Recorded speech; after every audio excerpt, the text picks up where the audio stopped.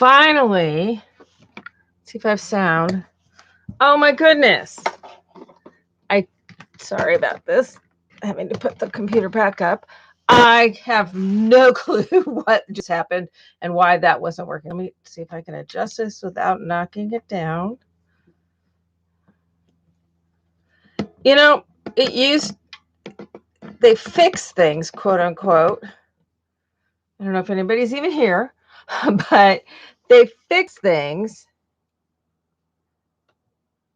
And to be perfectly honest, it wasn't broke. And they made it way more complicated. Oh, Pam, you're here. I thought you were going to be gone. Anyway, makes it way more complicated than it used to be, needs to be, should be, whatever. Anyway, the way, 10 years ago, how we used to do YouTubes, or, well, I guess we didn't have lives then. But when they first started doing the lives, what was that? 4 maybe years ago ish, 3-4 years ago. It was a lot simpler, and then they made it way more complicated. And I don't know if I'm just old and set in my ways or just too dumb technologically, but it's like makes me crazy. So can you hear okay though, Pam?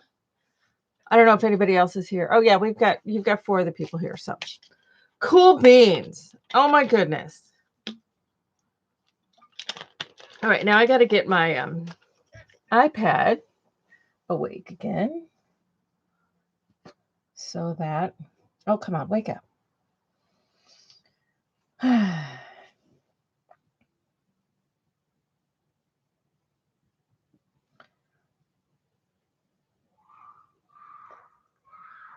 Great. Now we got the neighborhood kids scream. Okay, where's my chat?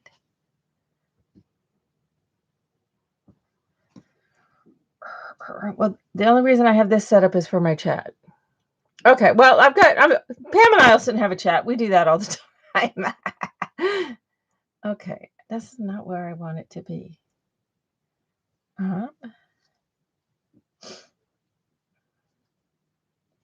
Let's hit that one and see what that does.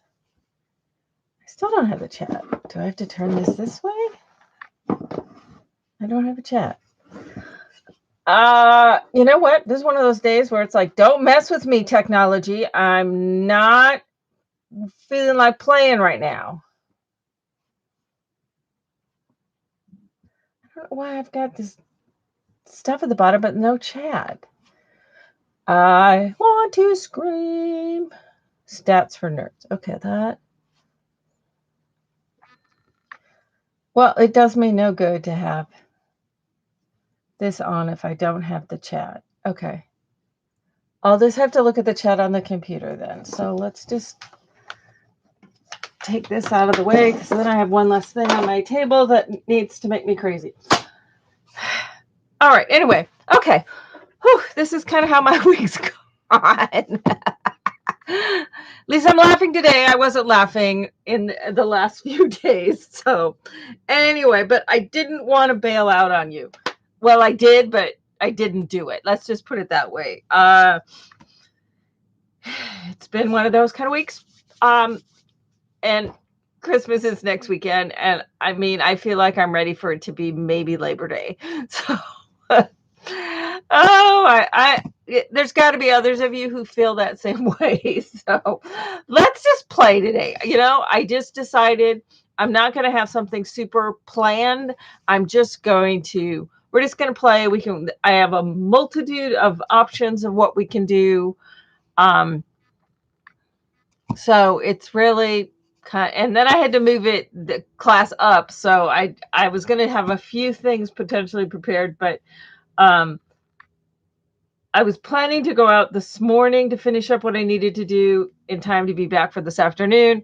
And then my daughter's not working today and she wanted to go out, but she needed to go out this afternoon and not this morning. So I said, okay, on the fly, we're just moving this up. 90% of the people are going to watch it via the video. Anyway, so here we are. So I'll sit and chat with Lori and Pam. So anybody else wants to jump into the convo, please feel free to do so. So anyway, kind of some ideas that I thought we could work on is we could just make kind of some tags and pockets that can go into albums or journals or whatever kind of things you want. We can, I had this one journal out that I showed you guys a while back. That we can embellish in if we wanted to do something like that. We can do the pockets and tags to go in this. I have book that's kind of started. I've got, these are all echo dyed pages and stuff in here. And so I have my signatures put together to put it in there. But since I haven't really done the rest of doing a journal, a signature type journal, this kind of, it's like coming in the middle. So that's probably not high on my agenda of what we could do. I also, in my antique stores, hitting my antique stores, I got this cool thing. It had, where did I put them? So I had those right. Oh, here they are. It had all these cards things. This is for like stamps. This was keeping stamps organized, but it had all of these in these little flip things. So in the front, these slip down in this little plastic, and then they hooked in up here. These little things. So it had each of these. And so like 40 to 42, this was the stamps. So this goes 1943 up to 1960. But it had all of these to keep track of these stamps. Somebody had really architectural looking handwriting. But I thought this would be fun to do because it also has these little corner things. So you can put stuff into those little corners. So if it were, this is the one this was in, but you can also have it. It could have been in that one too, but it's got these little corner thingies punched into it. So I thought this would actually be kind of fun to do a kind of a journal / book. It's like albums and journals really aren't tremendously different, I guess, in my mind. And I need to clarify all of this. So let's take a second on this. Okay. For all these years, we've been doing books, and they've been basically intended for people to put photographs in. And we've called them photo albums. Started out as mini albums, but then they just kept getting, over the years, we evolved from doing small little 4x6 mini albums, which is kind of where I started into this journey. But things just kept getting bigger and bigger and bigger, to where if I did smaller than an 8x10 page, nobody wanted them. They didn't want to do small mini albums. They wanted to do albums. We never quite got to the point of where we were doing 12x12 pages, but I felt that's where things were going next. All of those albums that we did over the years weren't totally albumy. We didn't just, map pictures and put them in there. In fact, 99% of mine have no pictures in them. And based on talking to many of you, a lot of yours have no pictures in them. And the style with which we did them were very kind of in the style of so many junk journals today. So when people have made let me grab one thing.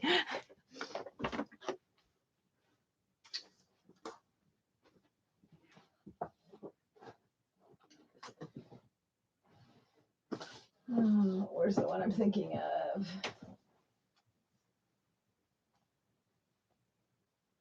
Okay, this one's ancient, so this one will work. It's not exactly the one I was thinking of in my head, but that's a really different part of the room.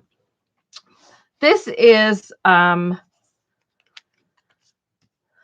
Stack the Deck with pockets. It's one of the few that, this is early on when I still was fully completing them.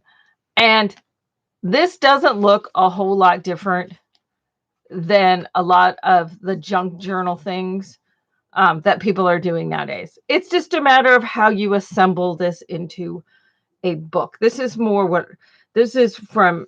This is early on in my Stack the Deck. I think this is from my second Stack the Deck tutorial.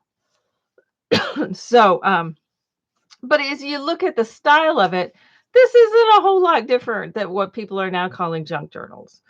Here's a little piece of some stamps, all sorts of little bits and pieces going into pockets, part of a postcard, a little envelope with a tag in it.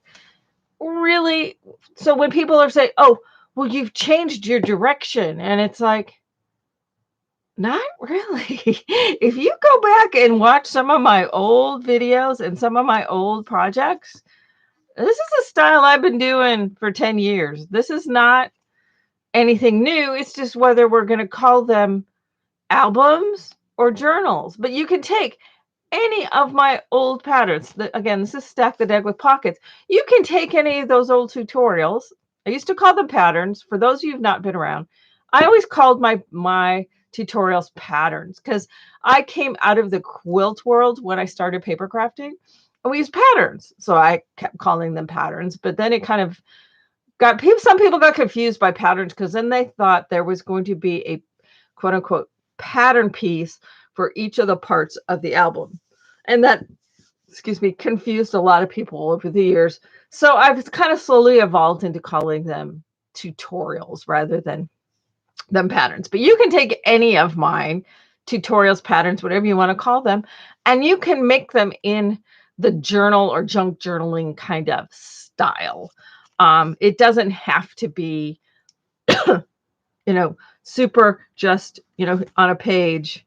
You cover the page and with a mat with an, absolute border around each thing and that sort of thing. You don't have to do it that way. If you like it that way, by all means, 100%. It's the way to go.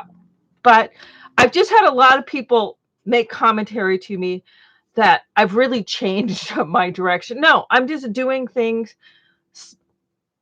I've just, on to the next sort of thing of how I'm doing. I'm just binding things a little bit differently. Actually, rather than completely reinventing the wheel, I've just gone back to old ways of doing things. So it's just a matter of what your personal preference. Anything I show, whether it's on any of the books that I've done, so I'm just going to call them books from here on out, any of the books I've done in the past to any of the books I've done in the future, you can apply the stuff that I have shown you over the years to anything we're doing now or anything we're doing into the future. I think that's one of the things that my goal in all of this over the years to do was to create a bag of tricks for you guys, so that you had kind of that arsenal of things that you can pull out to use no matter what it is you're working on. So whether you just decide to do it in a page by page book that's bound with space in it the way this one is, or you choose to do it in a book like this one, which has stitched signatures versus pages. So it's got more pages in it than, say, a book like this one. This one has 6 pages with some other little ones in there as well, with lots of embellishments. In this style book, there's a lot more pages, but you aren't necessarily embellishing each and every page to the same level. And if you want to keep this as a journal, you keep blank areas here for journaling and or photographs. With this one, it's more intended to be for photographs. You can do this book in the style of wanting it for photographs. You can do this book over here in more of the style for doing journaling. I don't find there to be a tremendous amount of difference. I came up with, because it's my thing, I came up with binding styles like Stack the Deck and T-Square, and I think I have that Bindings and Beyond tutorial that I have 40 different ways of binding books in that one. And that doesn't include any of the more traditional stitched ones.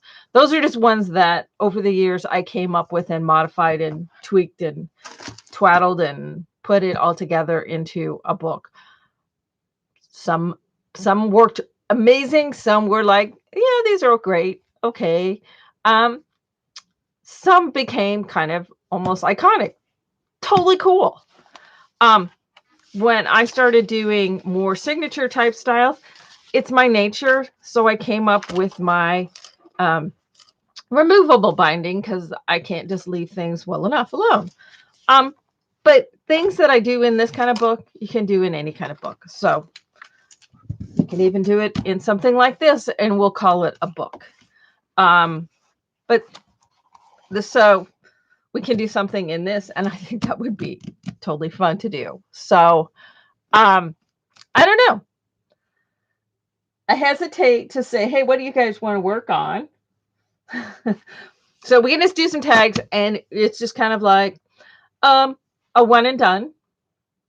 We can do something like in this, or in this, or we can start making stuff that can go in something like this, and I can get a book put together, so that we have an ongoing project, so that when I don't have something specific that we're working on, that we can just work on something like this.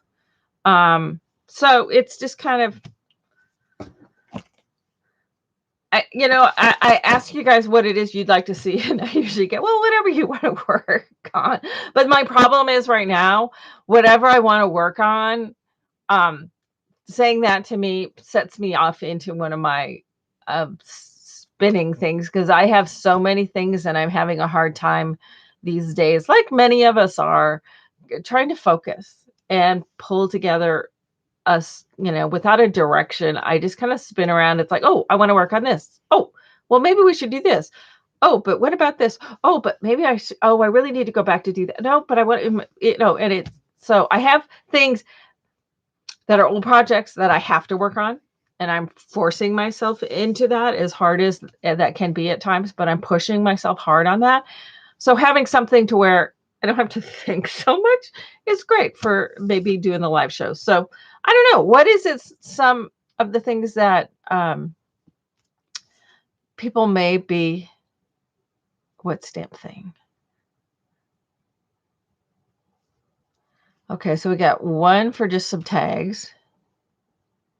Now, I'm talking like mixed media type tags. I'm not talking like we're just going to put some color on the background of a tag and put some stamping on it and calling it good. We're going to push those tags. So, yeah, Lori, I think a lot of us are feeling this way. This last 2 years, it's been crazy on people. So, yeah. And I was pretty deep into a bad stretch of burnout when it hit. So I'm still just kind of, I do a lot. It's less fast spinning these days, more just this slow drift in a circle is kind of how I feel.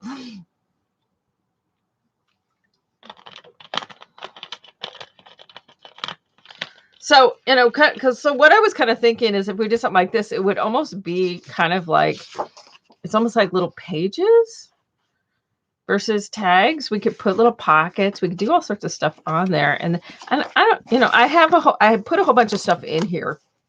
So even, it's not going to lay flat. Right now this thing is flat, but it pooches up. But I could also put together, this is really just cascading. There's each of these pieces. Let me hold one up. Each of these pieces is just a rectangle that's just got a fold. Well, it's got this little punch thing to crease. So it's each of these is separate. This would be so simple to create one of these. If you need some sort of tutorial, I can put together a tutorial. So rather than using one of these antique ones, we could even put this plastic piece on the edge. This is literally stapled on in 3 places with a fold in it. So, you could still have that kind of clear edge on it, but we could create one of these out of chipboard. You can even cover it. This has got leather on it, but you could cover it. See, it's just like an 8.5 by 11 piece of chipboard. And then this is just hinged on there. And these are 1/4 of an inch. These are like pages, literally. It's like pages in a book that just kind of flop over. So is it going to get kind of fat and bulgy? Absolutely. Could I extend this? Sure could. Could I just tie it closed? Yeah. But I'm thinking what I want to do is I want to put a hook on it so that this hangs on the wall. So it might be kind of fun to do. I could even use these as the background. It doesn't fill all of these slots, so I could do some out of different things. But so it would be like doing a page in our Acme table. So, when we don't have anything else to do, we can do a page into our Acme table, and it goes in there on the back side. So if this is on this side, this back side, we can completely either cover it with, one of these kinds of things on it, probably a little bit smaller, or you can fit a piece that fits in, it fits in there. So each of these pages, other than the front page, has 2 parts. It has the large one and a smaller one. So this is a definite possibility. But tags, like I said, tags can go in either kind of book, or they can go in here. Because even if it's got something fat in there, this is like 1/2 inch thick. It just sticks up a little ways. Even if they all stick up a little ways, it's just that kind of overstuffed, overfilled is kind of fun. All right, so we've got tags. 1, 2. I think we got 3 tags. So you do want me to just do tags, and then we'll figure it out from there. I'm really tempted to just, because these are fun patina on them. I'm tempted to just start doing these, and we can add tags onto them, or we can. Maybe we do one of these and I show you what I'm talking about. So you catch my vision. I'm doing a really bad job of describing. I do a really bad job of describing because I either describe too much or not enough. And that's always been an issue I have. So, yeah. So I'm going to, like you guys always tell me, I'm going to do what I want. And I want to work on this thing. And this is just something that we can pull out our flat book. That's what I'll call it, a flat book. We'll pull out our flat book when we want to work, and I will do my best to get a tutorial put together for this. It's like a file thing. It's, there's just so much fun stuff we can do. So, we can add tags to it. We can add pockets. These can be like pages. So if you want to just make the pages and put it into a regular book, that would also work, because you could take, if we do 2 pages, you can do them back to back, and it becomes a pocket, and you bind it with Stack the Deck or whatever, and away you go. So, yeah, so let's work on that. A couple of things real quick before we do get rolling. For those of you in Patreon, I have not forgotten you. I have had some bit of struggles working out thematically what we're doing this month, because we're not doing, I didn't pull together Christmas. So what there's going to be in there is going to be just a very cool bunch of old ledger and book and all sorts of just different cool kinds of papers are going to be in there, and also some fibers and stuff. Just it's like a junk medley. So and then I'm still working on the digital stuff. So I'm just running a bit behind. Have no fears, even though I'm shutting Patreon down at the end of the month and restarting it. I will have that information. I'm working on getting that all pulled together so that right after the holidays, You can sign up for that. And people who aren't on Patreon can also sign up as they want to. I will have things available. I will have a limited number of the packs that I put together that include, the papers and all that kind of stuff in it. It's not a kit. It's just a pack of random stuff that you can use in your projects. And I will have those available on subscription the way they are on Patreon.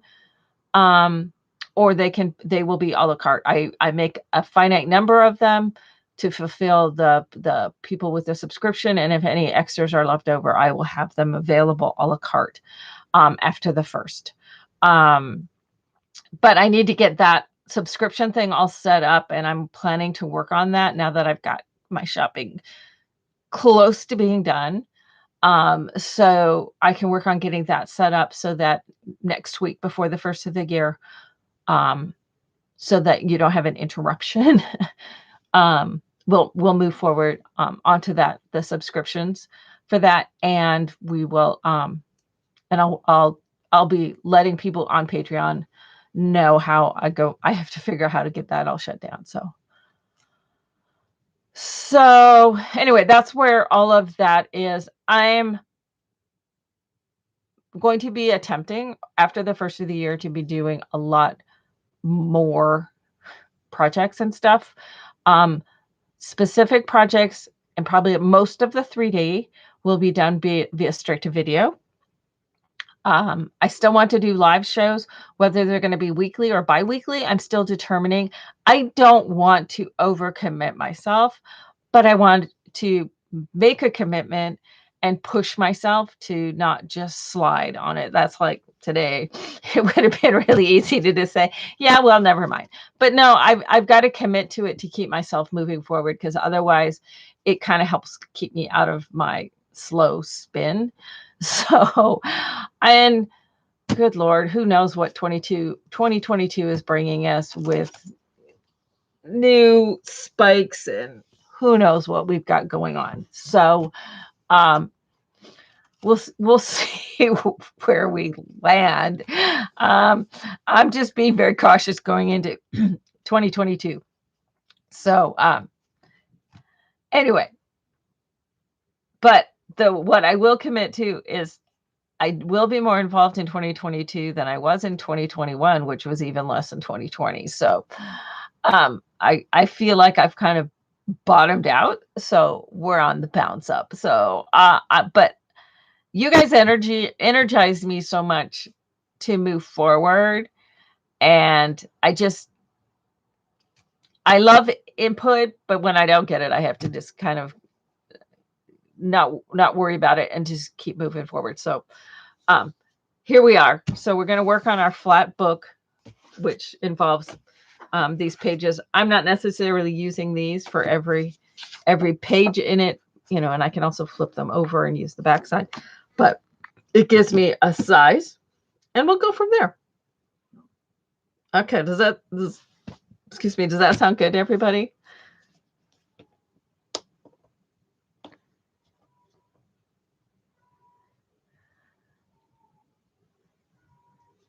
So again, I hope everybody's doing at least okay.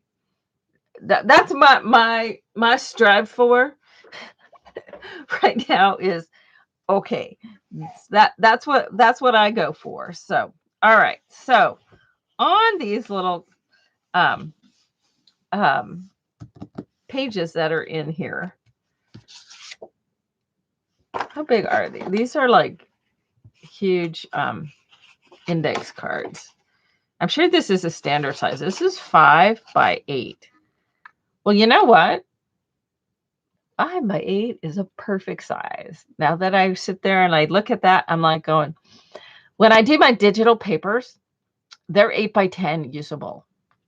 And I have a lot of my papers, especially the more recent sets that I have some. This is something I pulled out. This is just a stack of stuff that I had. This is from one of my recent digitals from the Patreon crowd. But see, we have all of these sheets. So we could orient this either way. But see, these sheets fit in here. Oh, how perfect is that? Now these are vertical ones, but I know I have horizontal ones too. Okay, these are all horizontal. I know. Well, these are bugs. These are this is November's papers, and these were all October's with the bugs. Okay, these are November's. These were October's. Now I know I have some horizontal. Otherwise, I need to. None of these are horizontal. Well, this one could be sort of horizontal. So that would be something really nifty that can fit in there. Because I know a lot of my paper collections do. These all just happen to be vertical. So anyway. And then these are just, I didn't even remember I had all these. These are all just gel prints. I have one class series that I don't know exactly. I'm not going to start in January because that's just way too much pressure. But it's a series. It's 12 little books. And in each of the 12 books, I just love doing these shell print things. There's all sorts of, you learn a different technique with each book. And so I really want to work on that because I know it's at one of these little taggy things here. I had it planned for a summer project.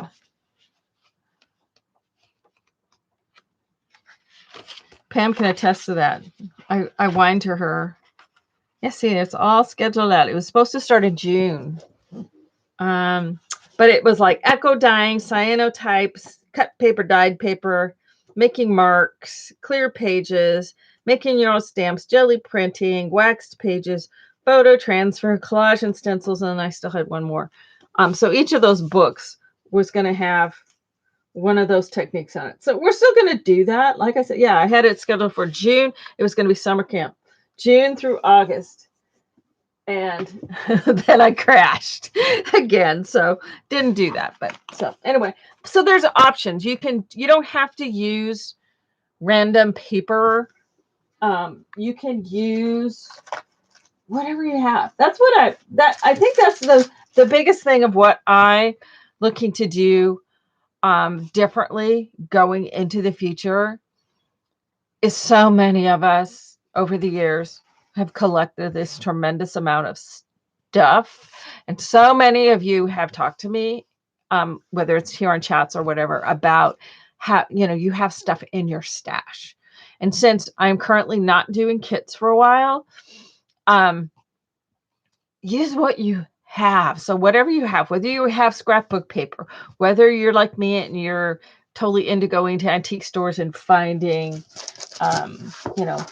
different books that have, cool stuff in them, or here's just a pouch full of different papers. So getting, these are, from 1916, some papers from different kinds of, I don't know what language this is in. I don't know what those stamps, where they're from. I can't tell. It kind of looks almost Russian-y, but it could be Greek too. So I don't know. But just all these different random kinds of papers and stamps and stuff. Whether some of this stuff is stuff that I have, that I found. Some of it is stuff that I had from my in-laws.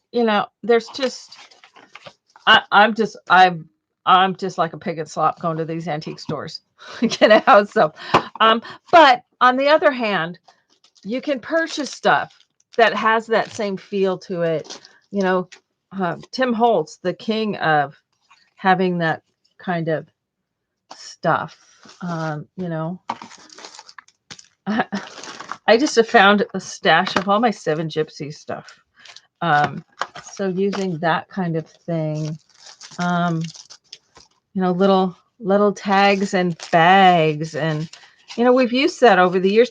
But so much of this stuff in the past, because I had to do kits and I needed, Lord knows how many of things that I needed at the time, I couldn't always find these resources to be able to put them into kits and stuff. But gosh, I have so much of it and I want to use it up. Just like, like I have all of these from these cards from Graphic 45. Look what size they are. Oh, hello. Is that the perfect size? So these could also become, backgrounds for those pages. To bebop in there for some dark pages. I could potentially use a few of these, but I could use these as well. In terms of tags, I just pulled out a bunch of stuff. Here's tea-dyed, eco-dyed type pieces, parts and tags and stuff. So we can use, some of this stuff. Tea bags. I've got white tags. I've got manila tags, tiny tags. We've got stuff. This is some old Bo Bunny little pieces and parts and stuff that I know some of those kinds of things were in kits. And if you didn't use them all, guess what? You've got a stash of stuff.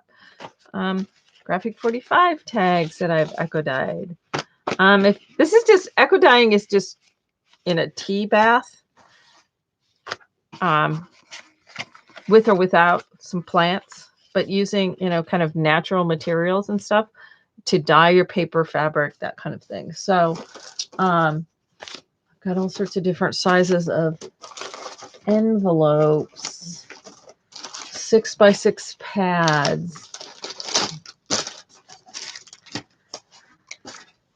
And then I've become such even more of a hoarder than I used to be. I have an entire drawer full of papers, and I have a little bin full of scraps and a little tray or dish that's got littler scraps on it, because the little scraps go in the dish and the bigger scraps go in the bin, and the bin goes in the drawer, and the drawer, the drawer's got the bigger thing. Then I have boxes that have even with papers in. So it's, it's so much fun just putting this stuff together that I have. Some of this gets painted, but a lot of it is just paper that I've had for a million years. Some of it I hoard because, oh my God, I can't use it. But you know what? You can.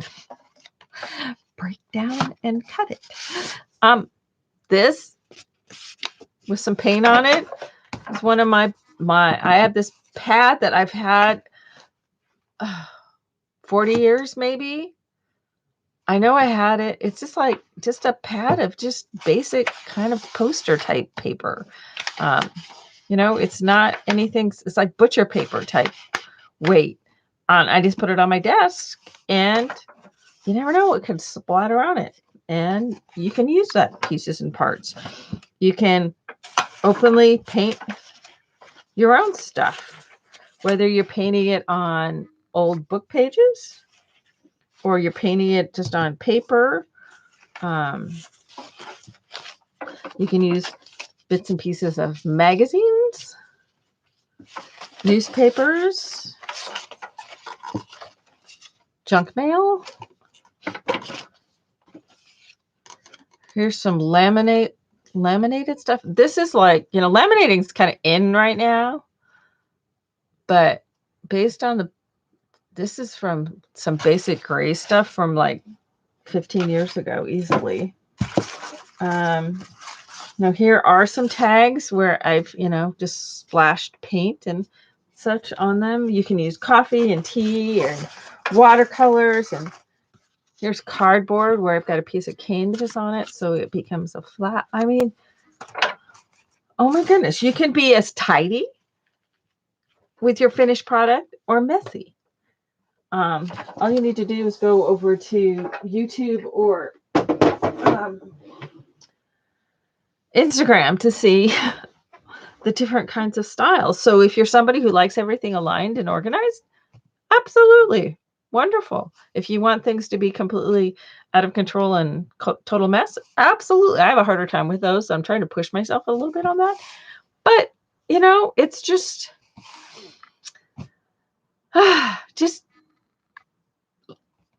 and I'm talking to myself when I say this as much as I am to you guys, just let go. My problem right now is I've got myself into I've got myself held so tight because I don't know what direction to go. But I really don't need to have a new direction, and I keep feeling like I do. I mean, I just got to stay true to me and just keep moving forward. But I just get myself just held so tight, and I sit down and I can't work. And then it's like, oh, but I got to do this, but I need to do that, but I want to do this, but I have to do that, but I want to do this. So yeah, that's where I've been. Oh yeah. Oh, Pam, I'm reading that you guys have no idea how much plan. Oh God, Pam gets this, and then I will plan, and I get myself like, yes, this is where I'm going, and I put a schedule together, but I don't post it, and then I drop off the cliff, and Pam hears about that too, and then I get myself crawled up over the lip again, and then I start planning it all again, and then I fall over the cliff, and it's just like, oh my goodness. So yeah, it's been crazy and insane. So anyway, let's just go ahead and move forward. How many have I lost of you? Probably a bunch. Going, okay, I have my own crazy going on. I don't need her crazy too. So also, what's another thing? I don't know about you all. I showed you a bunch of well, God, I barely touched on some of the stuff that I have in terms of the papers and all that kind of stuff. God, I got a million of stuff. But we also all have things like, this is a stack for something else, but we all have all these things like a million or two stamps. Now I pulled this out because I was wanting to do some kind of labely thing. This is some ticket ones. God, any size. These I was planning to do, so I had some little journal spots. God, some of these, as you can see how they've just yellowed and stuff. Some of these are ancient, but they still work, for doing things for like different kinds of just labels and journaling spots, things like that. So that's, like I said, I had this out for something else, and then it's just been sitting there taking up space. So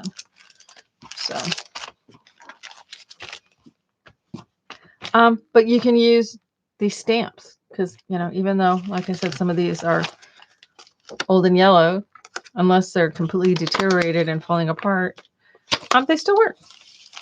So you can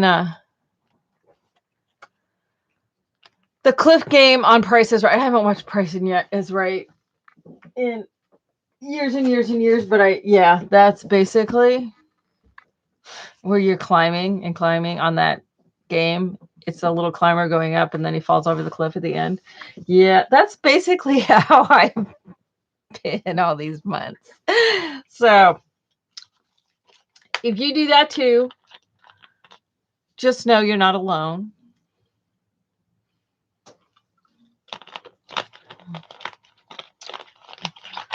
But rather than falling over the cliff, I'd rather jump right now. And I don't mean that in a negative, I'm going to, a bad connotation. It's just like, let's just all take this leap and just go for it.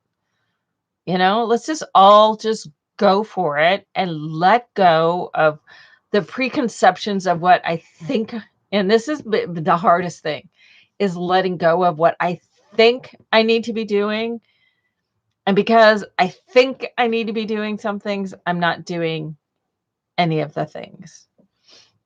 And it's slowing me down in terms of doing the things that I have to get done. Because I can't let those go. I won't let those go. I That's not in my nature. There's other designers out there that just leave people in the lurch, disappear, and then come back, and everybody's like, "Oh, she's back. Yay." But I'm like going, what about all the people that got left behind? It, I don't know. I guess I just I always have to feel like have to be so open and explain it all, and it's hard for me to just like, yeah, I've explained it enough times publicly. I'm not doing it anymore. But so let's just, yeah. Pam says, welcome back. I wouldn't go quite that far yet, but we're close. We're close. So, all right. So we're going to just start adding stuff to this, and we'll go from there. So it's like I better respond to something.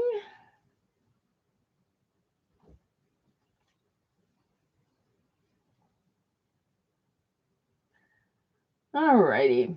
So we're just going to, should we use one of these or should we use something else?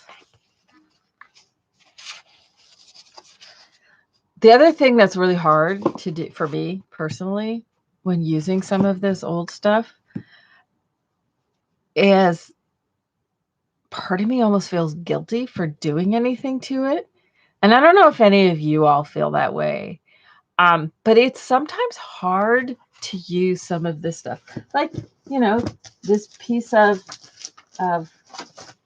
like this one. I mean, I've used half of it already from 1856. And I'm like going, should I be doing this with this stuff? I almost feel somewhat guilty about it. But then if I really sit and think about it, I go, how many pieces of paper that are 150 to 200 years old never made it to this time? How many pieces of paper were burned or in landfills and all that kind of thing, but these pieces made it to live in a different, well, not live is not the right word, but to be in a different way. It's almost like these become very precious, but tucking them away in a box, or if you have a ledger book, keeping them tucked away in a book is not celebrating them, giving them a new way to be. That's I'm getting really weird, but that's letting it become something new. It's celebrating the old to create something, a new piece of art. And don't let anybody tell you what you do or what we do, that that's not a form of art. There were centuries of arts versus crafts, but paper and working with paper is art. It's not just crafting. And remember that. And every single one of you, I'm going to say to you exactly what I used to say in kindergarten classes with my kids when I would art docent when they were in elementary school. I would start when they were in kindergarten. The very first day I came in, I would say, how many of you are artists? And one or two kids would raise their hands. And the rest would sit there like, nope. But by the end of each year, I would ask the same question. How many of you are artists? And absolutely every single kid in that class would raise their hand. Because art is something that comes from inside of you. And it's an expression, just like talking is, just like any way of music, any of that it's a way of expressing a part of you. What we need to step away from is the judgment. There is far too much judgment in this world right now.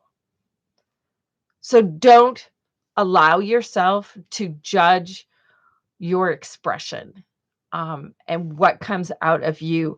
You can look at and appreciate somebody else's work and say, oh my goodness, they're so good. They're such an artist. I could never do that. And you're right. You could never do what somebody else is doing. You can make an approximate duplication, but it's still going to have part of you in there. I can show you exactly how to make something, but I can guarantee you, you cannot make it exactly like mine because you are not me and I am not you. And your expression is going to be different than mine. Even if I give you absolute dimensions and all of that kind of thing, what comes out of you is yours. And don't judge yourself because maybe you can't draw so where it looks absolutely real. But that's what that one person can do. How you draw the same sort of thing is an expression of you. But somewhere along the line, oh, I'm not good at this. So what? But it's a picture. What you draw or what you put together is an expression of you. And if you get out of your own way, and again, I'm talking to myself as much as all of you, if you get out of your own way and just let yourself pull from a different part other than your head, and just what you like together, use what you see, whether you spend time on YouTube or you spend time on Instagram or on Facebook or magazines or whatever. When you like colors that go together, Pinterest is awesome for that kind of thing. Is put those pictures in Pinterest to use that as inspiration. Doesn't mean you're going to duplicate it. So, I mean, you could put a Leonardo da Vinci master in your Pinterest, and you're not going to be able to duplicate that. But there's something about it that you appreciate. And so think about, what is it that I like about that? And what can I do that can, invoke that same sort of feeling? And that's what inspiration is. Inspiration is not duplicating something. Inspiration is looking at something and then looking inside yourself is, what is it about that appeals to me? Whether it's the color or the shapes or how it pulls together or that sort of thing. And so you use that to learn from it and then take what you've learned from that and draw from that to create your own stuff. Does that make any sense? I know I'm getting really deep and weird. So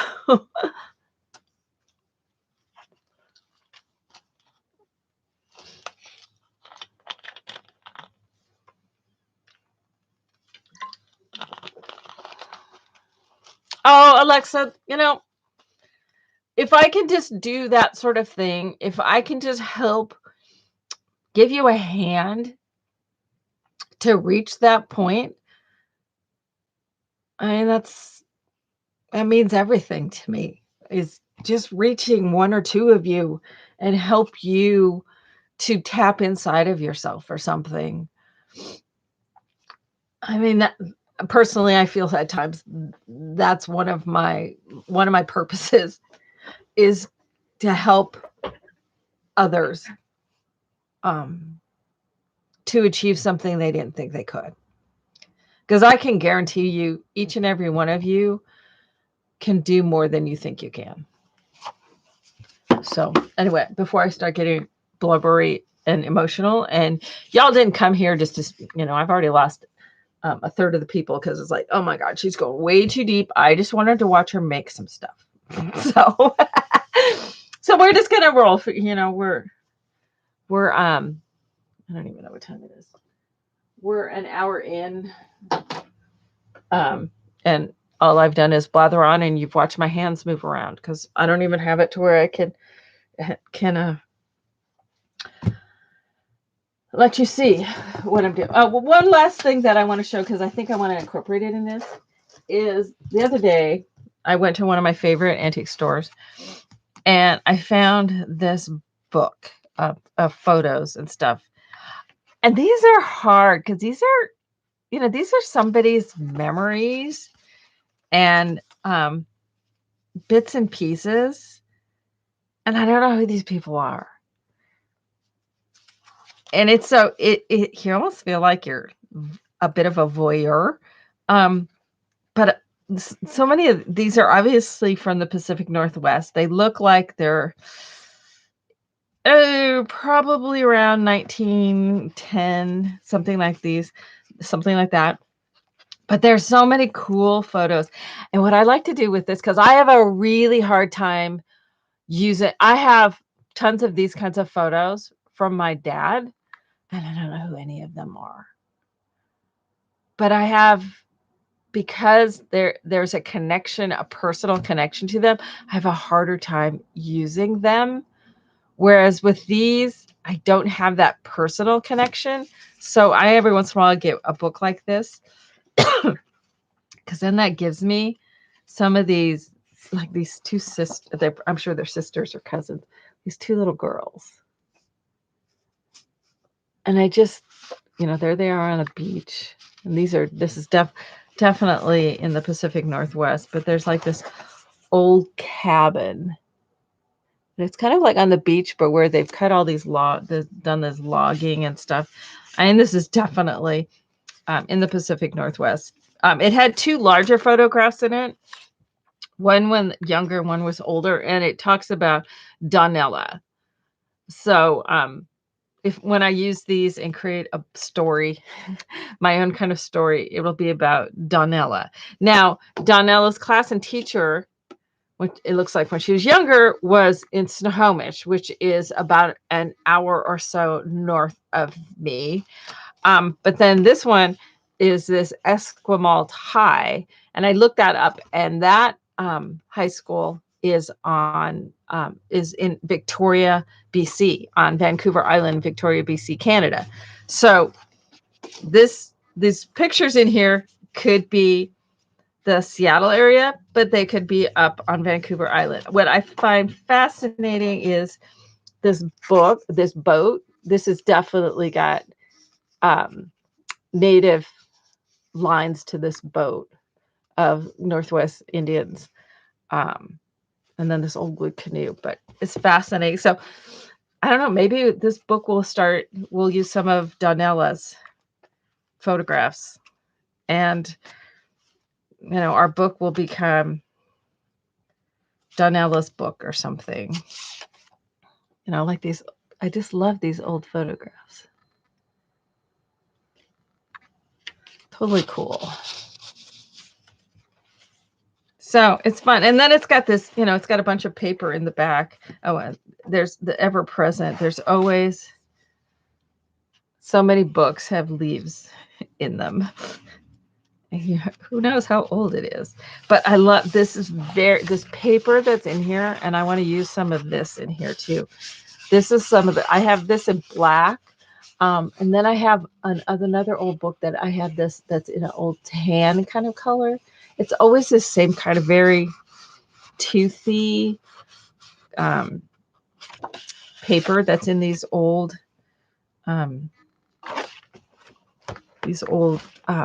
photograph books, and then I'll eventually take it all apart, and I'll use these covers. But I think I want to pull out some of the pictures as we're working on our pages from this, what I'm going to call Donella's. So maybe we'll call this Donella's book or something like that. And I'll be able to use some of these old vintage papers, book papers. I have some old letters. I have this one old cool book. Oh, a couple cool old books.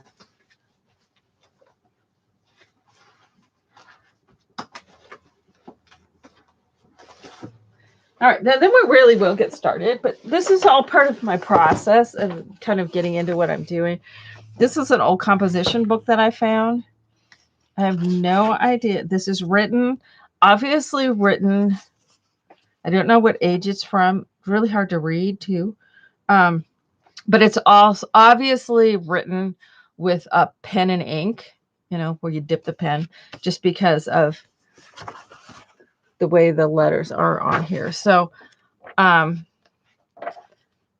thought I found a date in here one day. It's just really, it's about teaching too. So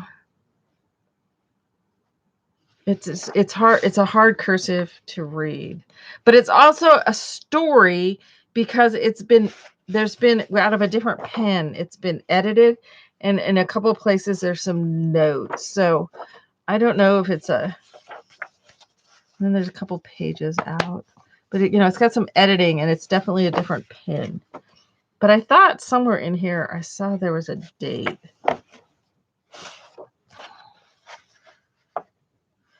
Something about the year of 1900 whilst JB something or other. So I saw those kind of dates. So, but I don't know if that necessarily, but that would make sense with the type of pen.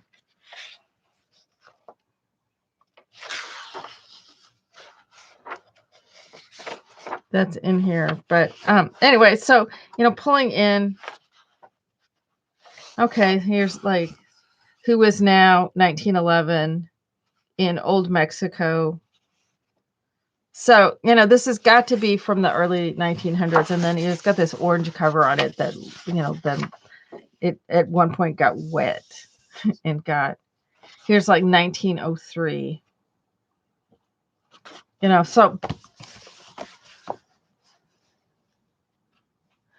So this is also, pulling in some of this kind of stuff.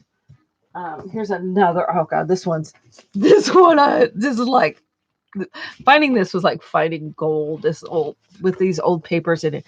This is from 1928. And this is George Demas. And George, this is from Columbia University, the engineering department. And it's like mechanical engineering. It's got a lot of honest to goodness math and all sorts of, and these charts, velocity, hydraulic radius, this is something to do with steam. So, but it's got these cool old pages and papers in here and charts and handwriting. I mean, this is like gold. And then the best part, oh my goodness, the best part, it's got these cyanotypes in here. This is what they used to make. Even when I started in architecture, we didn't do actual blueprints, but the lines were blue. So it was kind of reverse of what old blueprints. They don't do that anymore because now everything's plotted and printed out on printers and stuff. But it's just got so much. I just love these. I'm not a blue person, but I love all these blueprint pages and stuff in here and charts. And it's just got, cool handwriting. It's just like, this was just like old typewritten stuff, from the 20s. This is an old typewriter pages.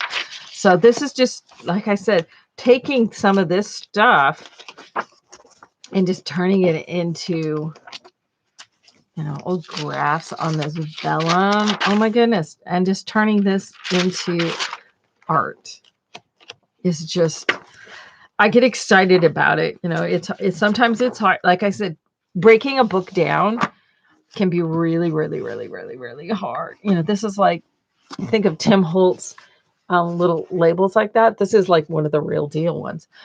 What's interesting is these labels used to be called, a lot of them were made they were Denison labels, but it was with 2 N's. So I know it wasn't related to my husband's family, but so pulling in this kind of stuff to start creating like a story. So for doing one of these books, when you're not making it necessarily for photographs from like Christmas, 1979 kind of thing. But we're more putting together a book, and it's visually to tell a story. You can put words in there. You can add journaling. You could add quotes. You could add pretty much anything. But you don't have to have any words in there. You can tell a story just by the materials you use. Maybe using some old photographs. Even some of the faces of these kids. It's just the eyes. because they had to sit still. And then these are more, adults. So I get fascinated. This is the sort of thing that why I got started in paper crafting way back. So I really feel like I've come around. I know I'm getting super deep and philosophical today. And I apologize because this is like boring as sin, I'm sure, to watch because you came to watch crafting and I'm just blathering. So let's roll it. I can talk and work at the same time. So I think I am going to go ahead and I'm going to randomly shuffle these because I had them in order. And so, see, I thought it was full of all these blank ones, and then I pulled one out and I turned it over and it was like, oh my goodness.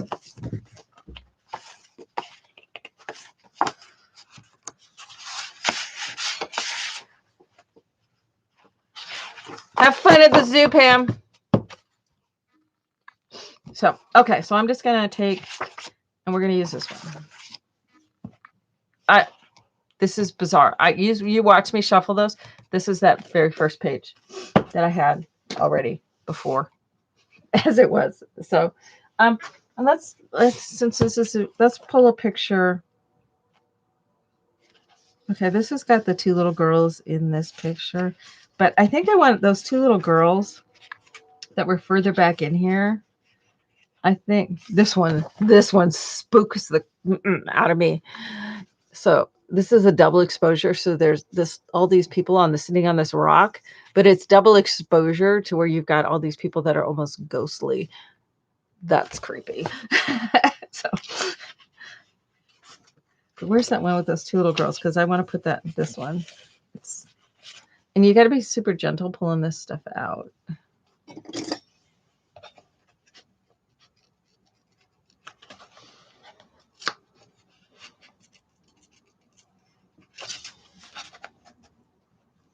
I don't necessarily want to mess up the picture itself. There. Okay, so we're going to use her little picture.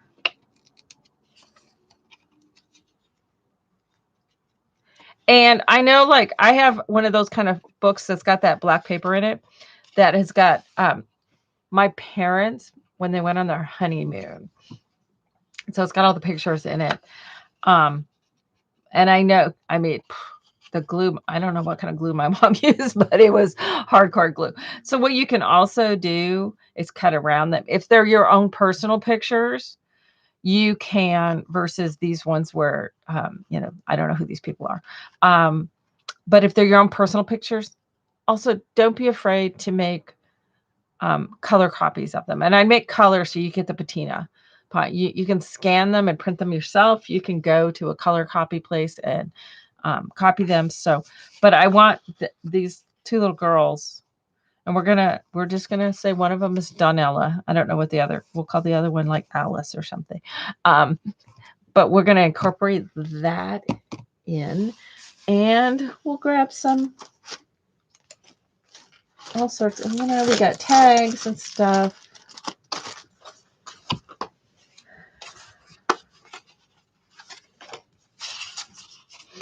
These can also be cut from scrapbook paper. These are just some old.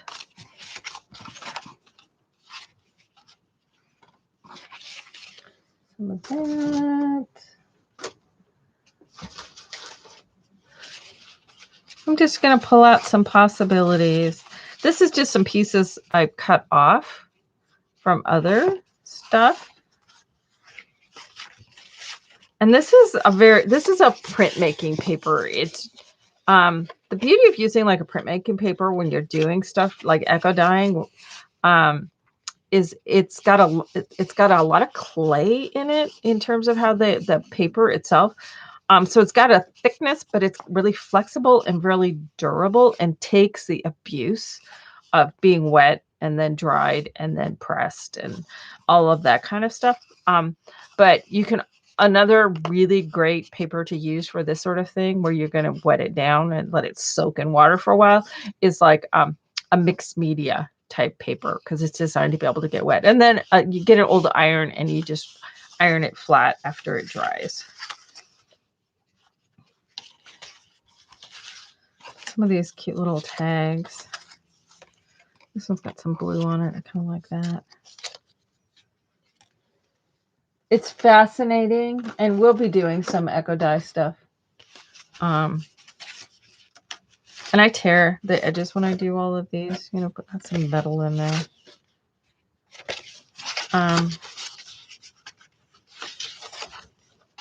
What I find is fascinating, I did some printing, just printed it on my regular inkjet printer, and all the color melted away, but the black stayed.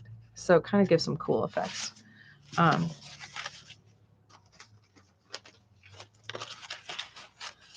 of like the tissue. See, what was so cool is like a goldenrod type envelope transfers, but then some of this color that's on here, that came from when I printed. I had some printed things from the inkjet printer because I just wanted to see what would happen. And it was really cool because it added some color. Came off of whatever I had printed, but it added some color. These are on some lighter weight ones.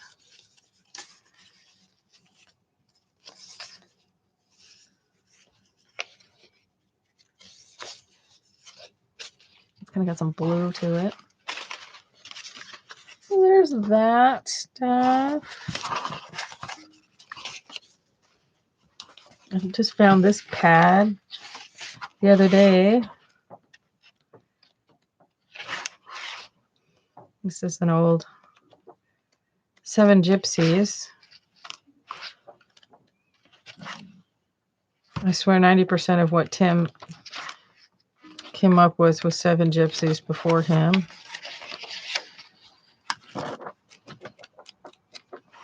I like this blue and white stripe. Just trying to, you know, kind of pull some colors in and see what we come up with.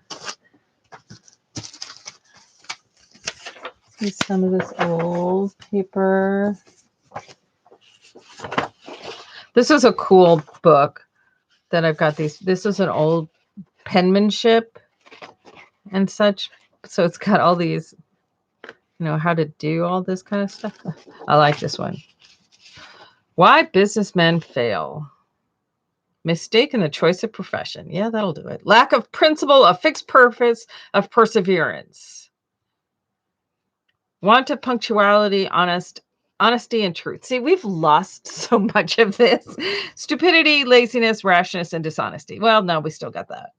Want of thoroughness, want of fixedness of purpose. Too many irons in the fire. Yeah, I know that one. Outside speculations not thoroughly understood. Yeah, we're living through that. Fast living mentally, spiritually, and bodily. Lack of attention to the details of business. Want of moral strength. Yep, see a lot of that today. Lack of good judgment in giving credit. Lack of persistence and protracted effort. Sometimes reading the old stuff. Things to avoid. Never sign a paper for a stranger.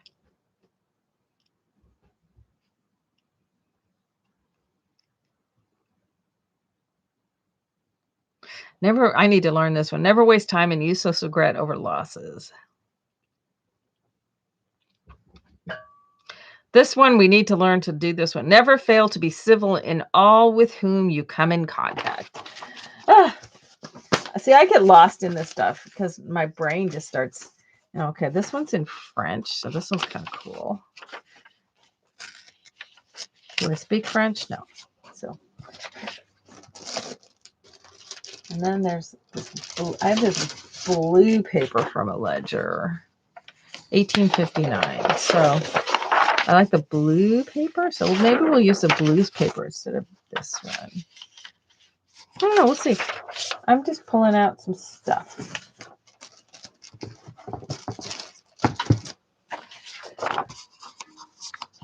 And I don't mind mixing, new with old. So what I like about things like tea bags, and you just run your tea bag This one went through. This was from a tea bag that was a part of a dye bath that had rusty pieces in there, and so it gives you kind of more of a gray look than if it were a regular tea bag. But with a regular tea bag, you just dump the tea out, let them dry, and then you press them. But what's cool is they have a transparency, so I could, have this through here. Oh, I'm just reading, and this is all different presidents. Again, these were sheets were for postage stamps. And Franklin, Washington, Adams, Jefferson, Madison, White House, Monroe, Adams, Buren, Harrison, Tyler Polk, Taylor Fillmore, Pierce Buchanan. Buchanan, one of the worst presidents we had. He's related by some cousin of my fifth great grandmother or something. Because on my dad's mother's side goes back, and there's all sorts of Buchanans. That's where and then it goes, explodes up through all these Scottish. So my father's mother, one side was Irish, the other side was Scottish. So it's like big old honking surprise that I have red hair. So Hayes, Garfield, Arthur, Cleveland, Harrison, McKinley, Roosevelt, Taft, Wilson, Coolidge, Harding. Cool. So learn civic stuff too. So we can collage this stuff on. Maybe have this little tag thing. I mean, we can just do simple things like just, placement. Don't have to do anything real, you can just have fun just placing it and then saying, oh, I like how that works. We can add paint on there. You could add color on there. There's any number of things that we can do. It's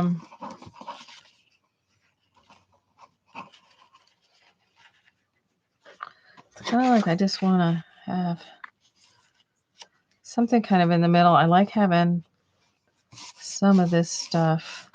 Do I want to do it like that? Ooh, I kind of like that.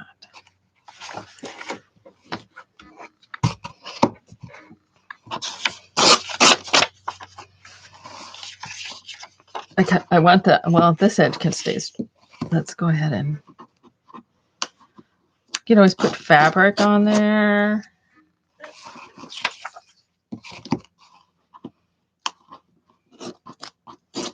Notice I don't have my cutter out or anything. I'm just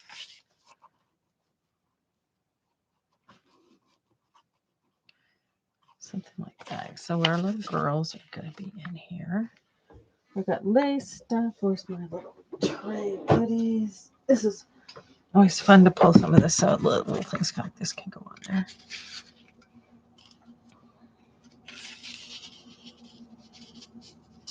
And I have no problem with it hanging it down over the bottom. Well, maybe we won't hang that over the bottom, because if I hang it over the bottom in our book, our card slips inside of there. But I can put under the edge of it, I can put something, like things can hang out from the bottom and stuff like that. But we're not necessarily on here. We're going to keep it pretty contained.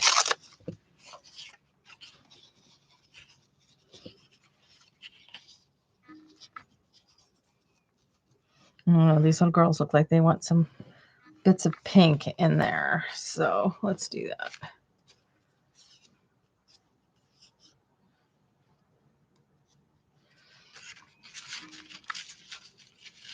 I also love keeping these where I've punched out. I love those kinds of shapes in there, because they just create kind of a fun edge. Sometimes they look really cool. Sometimes, I like having that kind of bit of the holes on there and stuff. It's fun.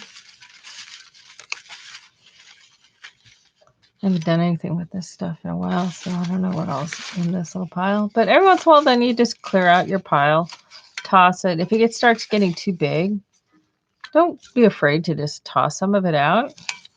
Come up with new ones.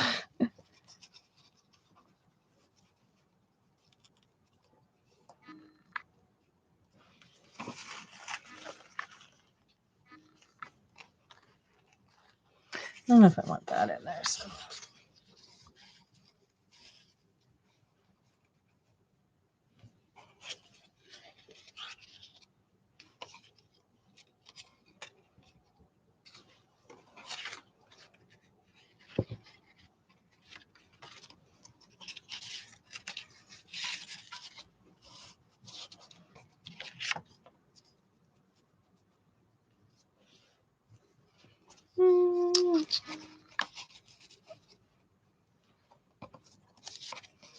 Just kind of push things around until they look like how you want them to look. And it's like, I don't necessarily have any preconceived ideas at this point. I'm just going to push stuff around.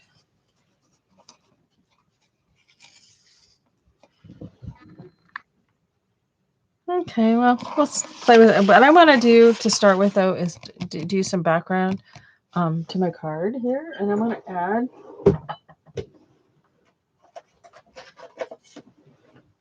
not necessarily adding color, but we'll see also if this ink runs. But just throwing some watercolor on there with a relatively large brush. It's kind of a rusty color that I was working with last time.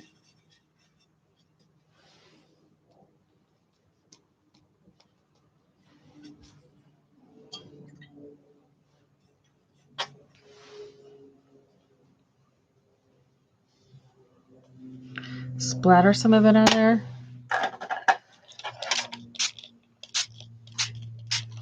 Get it to run a little bit.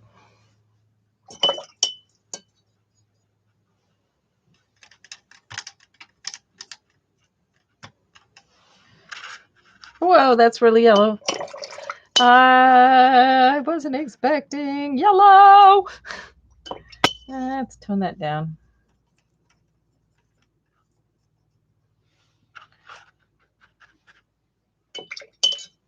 I have a couple of colors too that I really like. Okay, so this is yellow. Let's add some kind of violet to it. Tone it down.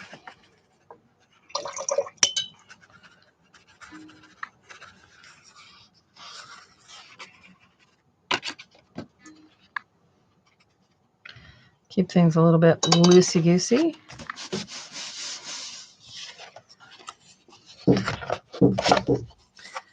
Yeah, I'm doing a live show. I said I'm live right now. But it wouldn't be a show without Trevor. I'm sorry. I listened to the door to try to see if I could hear you talking so I could tell if you were doing something. I am. I'm sorry. Say hi. Hi. Hi, paper doodles. That's what they're called. No, I was asking if I could get into the grocery store. Yes. Okay.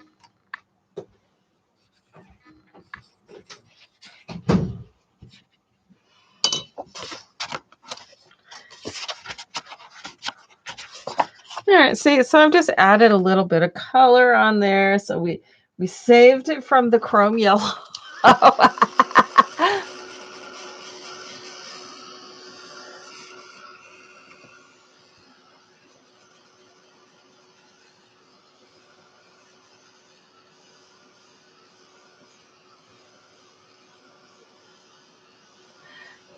If you go to I'm reading back, Alexa, if you go to like Dick Blick or other art supply type stores, not necessarily like Michael's or Joann's, you go to more of an actual art supply store, whether it's online or in person. But with papers and stuff, I like to actually touchy-feely them, and you can find that kind of very clayish.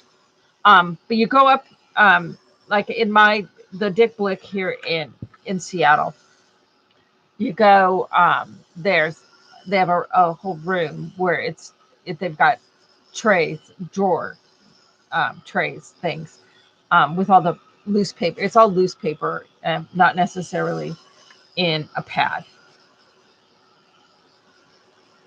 And you can use that sort of thing. And then yes, you can. So you can find that kind of paper.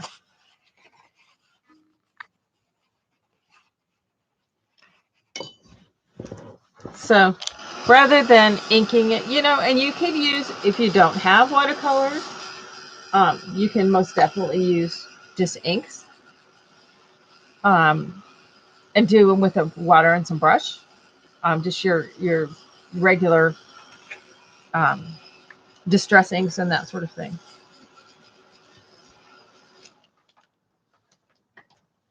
But see, that's fun to give it. Without it, we're not looking at controlled or perfect controlled edge on here. We're just looking at giving it something different along the edge. We can also take any number of different kinds of pencil type things. Is this blue? That's black. So I can run a line around the edge, or if you're just stitching, you can do a stitch around the edge.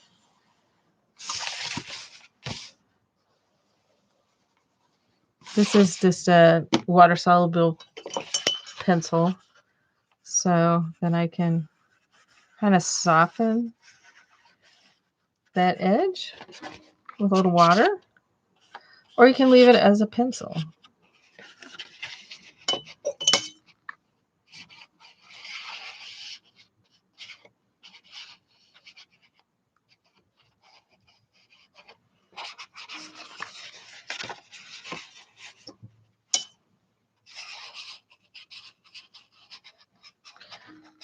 In those little, it's like I've got some water dripping there, and I just kind of want it to run a little bit, but it's going to give it, when it dries, then it gives a cool line. And something that maybe in the past would have been like, oh, an imperfection, and oh, I don't want it exactly like that, is now kind of that unexpected as a positive.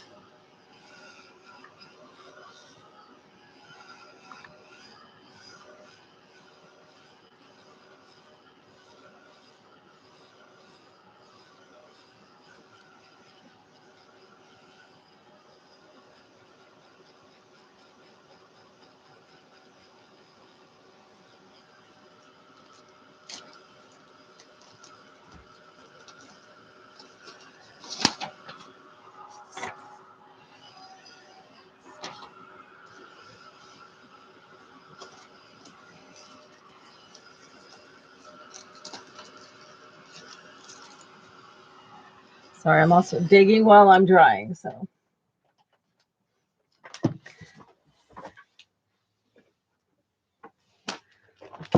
I also have a bunch of vintage lace. Is easier to find because it's like fabrics. This is one. I got this whole bag of lace for like $5.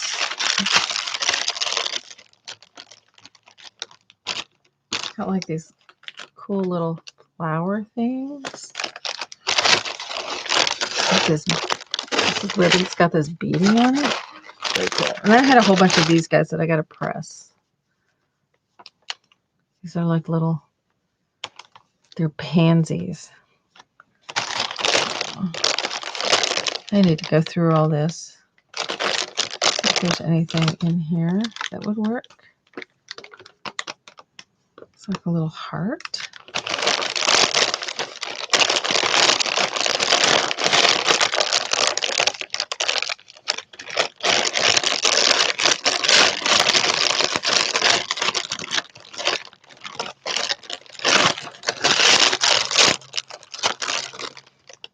This is the beads and sequin stuff on it. It's kind of cool. I think I like this one. This is a recent. This is done. I know, there's just like too many good, cool stuff. I better dry before I close it, or else it'll get all over everywhere.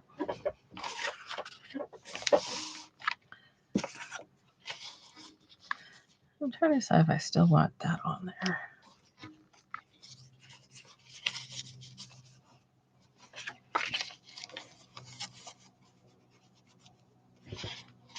I think this needs some doing to it.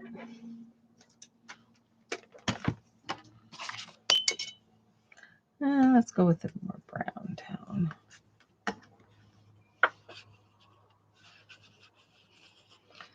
See, keep it as simple as flopping that on there like so, and then I just take my water. The water run a little.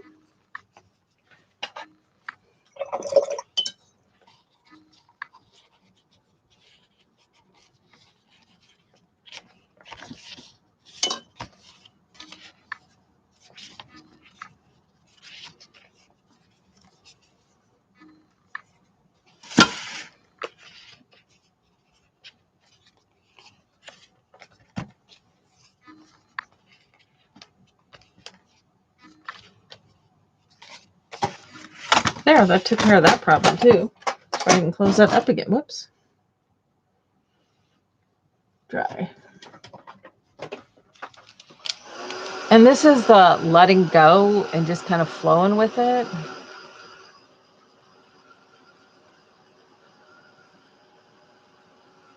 Is not having the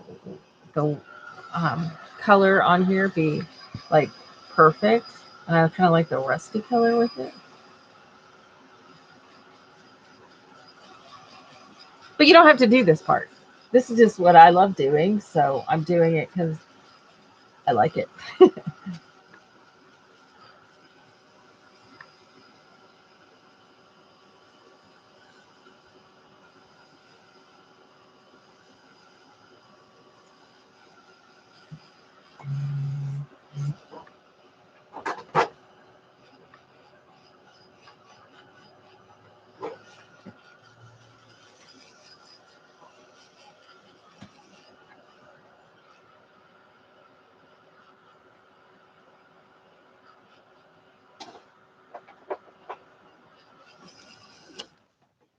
As I'm drying from 3 feet away while I'm reaching for other things. And I want to kind of darken the edge up a little bit. So go back to our old kind of standby kind of.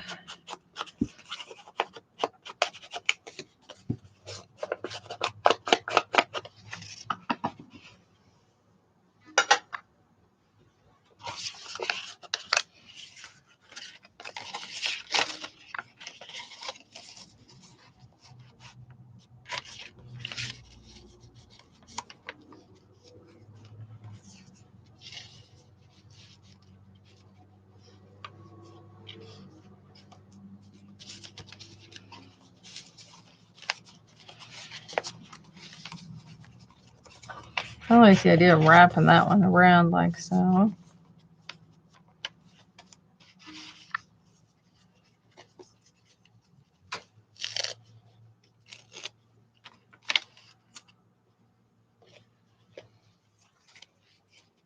Yeah, burnt sienna is a good color. So that's some of this little delicate lace. Got that little pop of pink polka dots. There's more pink polka dot here.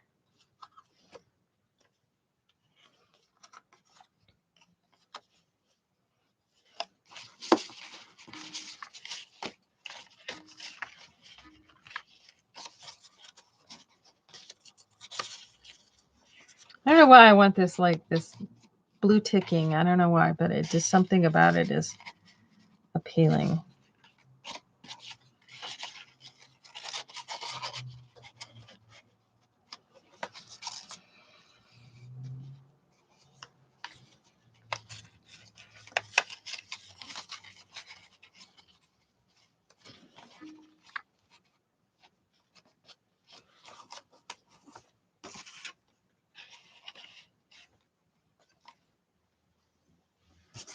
Let's see, what else goodies do we have here? I don't know if we need to have, we'll skip that one. I want some of this on there. I might not need this on there.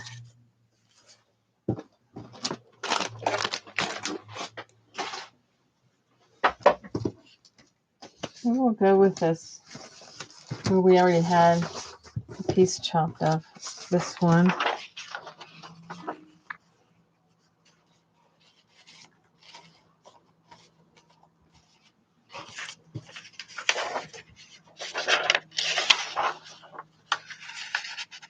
See, I like having that texture of that. It kind of counters to this over here on this side. I like that.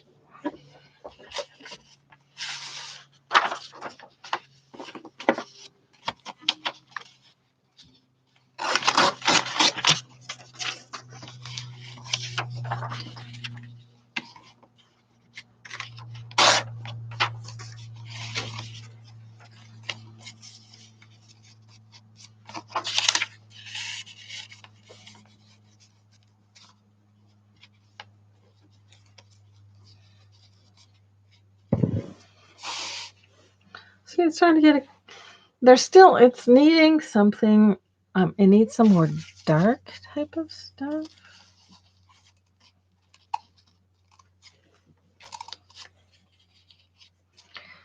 Or maybe I can paint on some dark.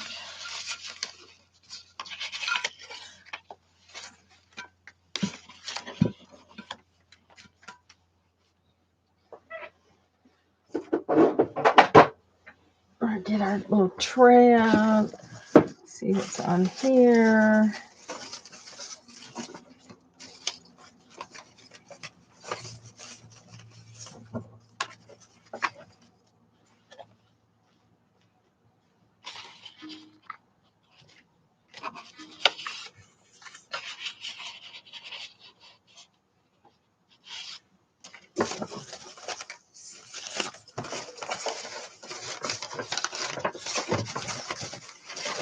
This is why it's just fun to have all these little bits and pieces and scraps and doodads and stuff. Especially when it's like, this one's kind of got a weird shape to it.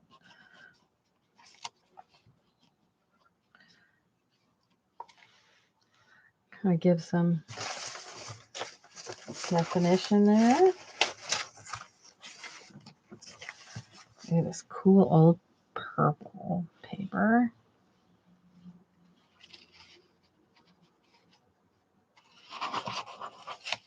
Like that better than that.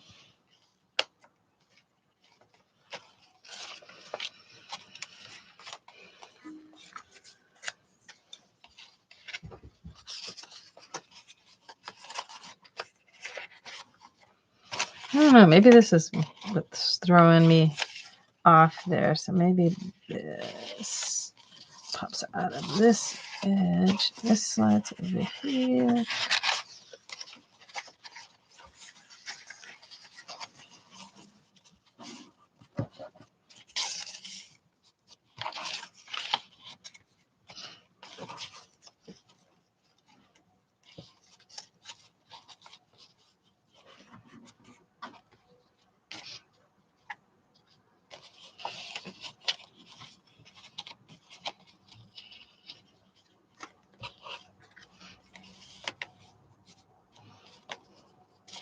And just keep, playing around and moving things. I like it better without the blue.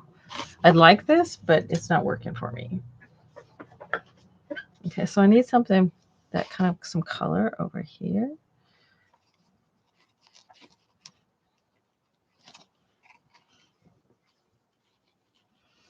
Maybe those little flowers there.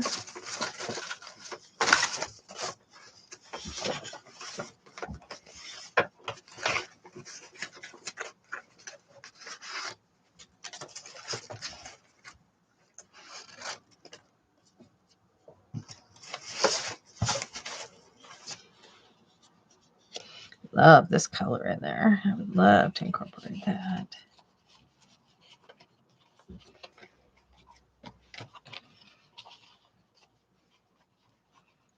That golden color in there.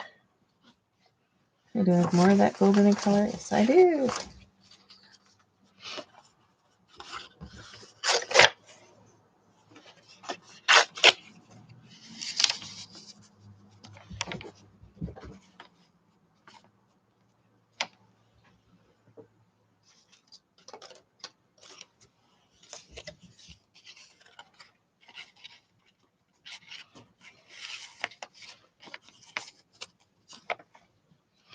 Maybe around here we can put Donella or something like that.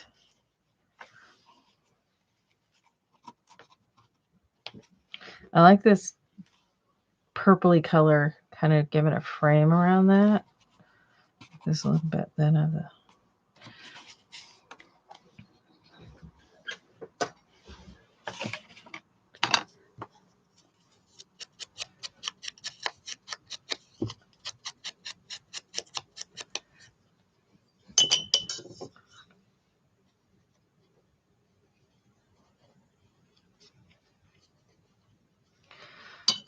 Take the vintage photo, and then I just took a wet brush and kind of smeared it in a little bit.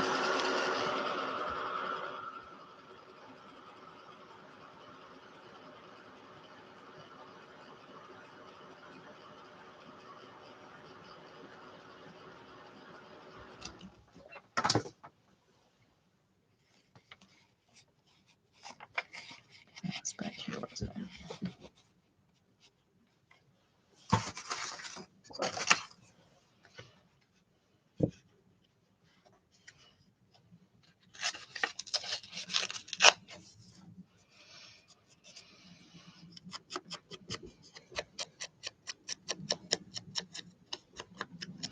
You know, I just looked up and it's oh, I'm gonna be terrible. Is it Sia or Saya? I'm terrible, and if I completely mispronounce that, I apologize. But she's here from Turkey. This is what I love about doing this is we get people from all over. See, and I just wet that down and then touched it on my ink pad, give it a cool edge.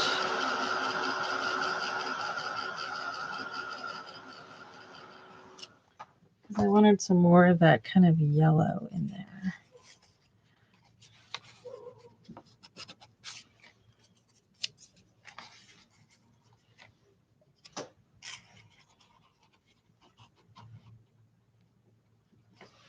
Oh, see, I'm liking how this is coming now. Now I just want a little pink over here to balance.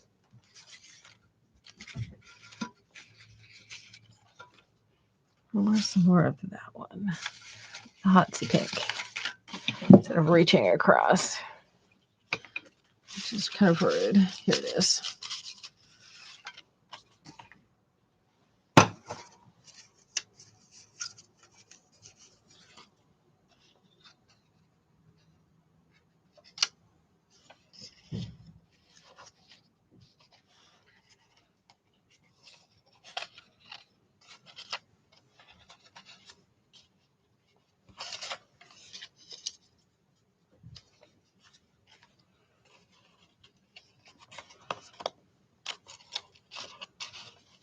Now, see, I can have things hanging off the side. That's not a problem.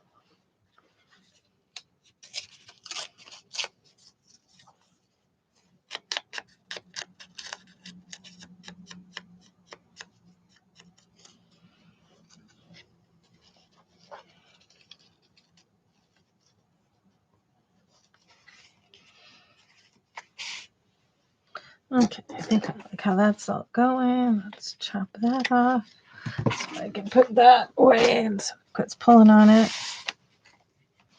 And then here on this, I'll put a different string on it, but I'm going to write Donella's. But see, so I've given some kind of darkness to kind of pop this picture out. And then having the pink kind of helps. And the pink and the yellow, having it be, across, it helps move your eye around compositionally. So I like that. So once you get it kind of to where you kind of laid out the way you like it, take a picture.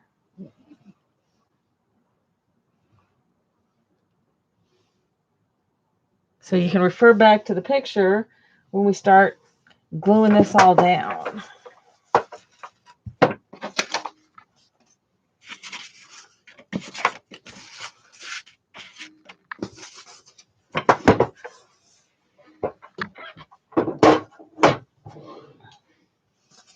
Let's say we can pull some words off of here to put on here, but this is in French.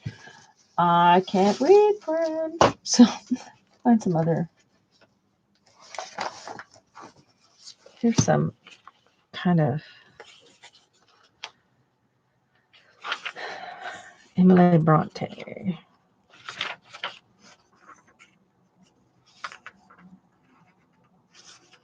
This is where, if you can find books that have old,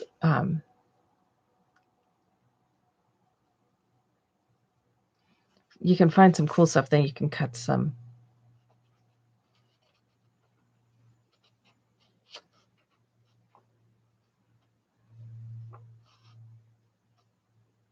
Oh, some cool stuff. Sorry, I'm reading.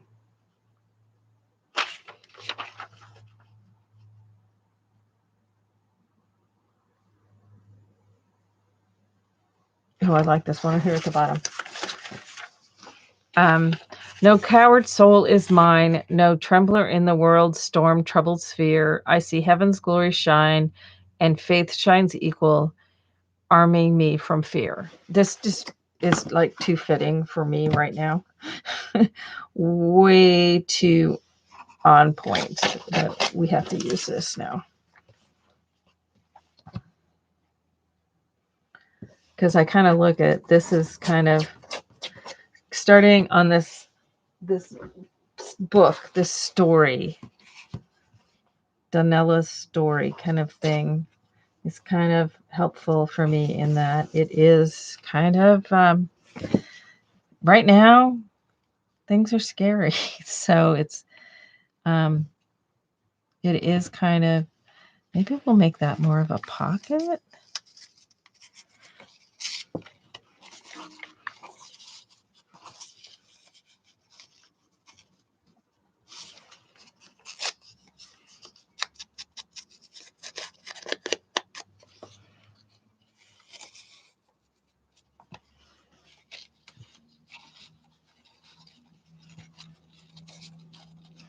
Maybe instead of that, that's where this goes. Slip. We may lose that. Slide them up. So I'm only chopping their feet off.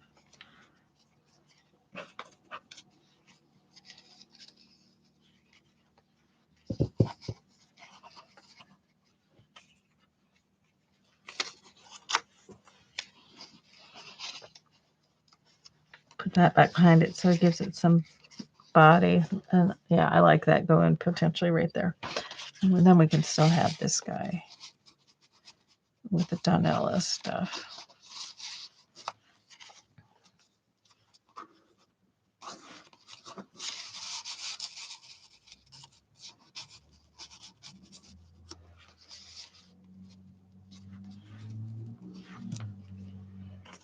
Okay, let's take another picture. Delete the last one because it's not the one.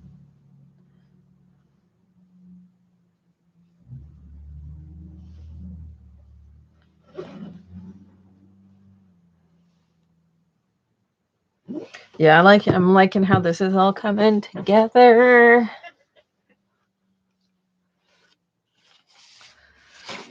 Hopefully I haven't lost all of you.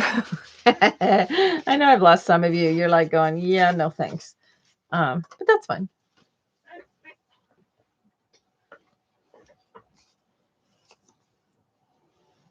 All right, so let's just start taking off layers, remembering kind of where they go.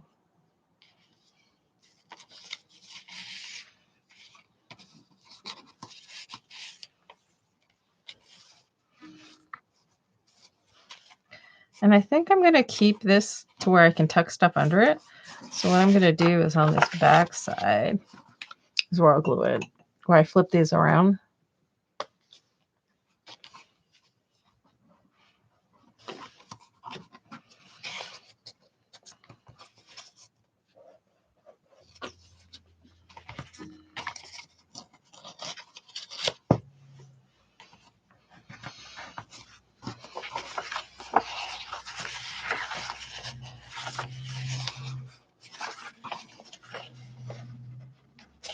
Just flattening it out a little bit. It's a little bit curled. But see, look at like the color. I'm sitting here looking at this close up. It doesn't show on camera, but these little splashes and This is just such yummy color on here, so I saved these sheets because they're so cool.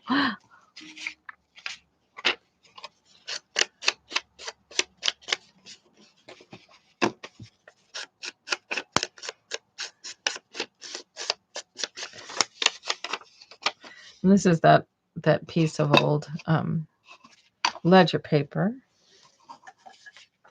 Gently just give it some spritz. I use water now a lot that I didn't use. The only time you can't really use water is on digitals if you haven't sealed them. If you seal them, then you're fine. Just some spray fixative, or in a pinch, you can go to the grocery store if they still have like Aquanet type hairspray. You want it the kinds in the cans, like a spray paint type can, not the pump spray, but just the one that makes the cloud and all that kind of stuff.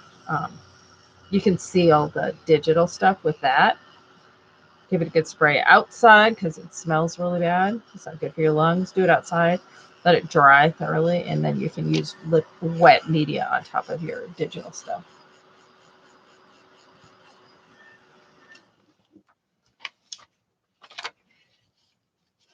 Okay, go with my picture.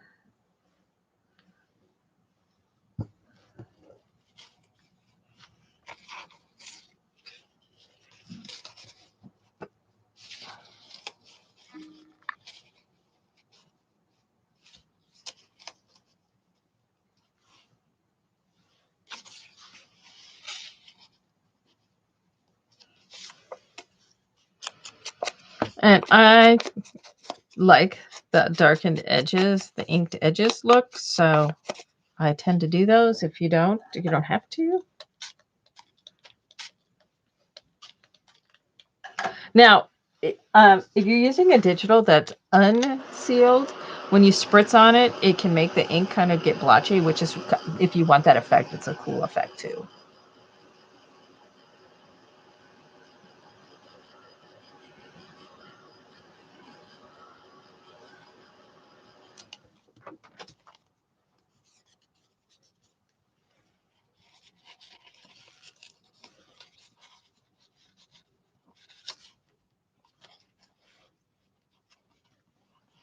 Okay.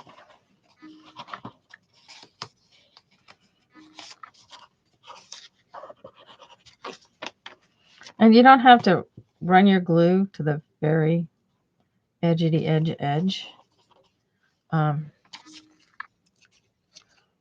It's just enough to hold it down because I kind of like the edges popping up and stuff. Now I'm kind of curling some of the edges. I like the effect of that. Gives it some texture and dimension.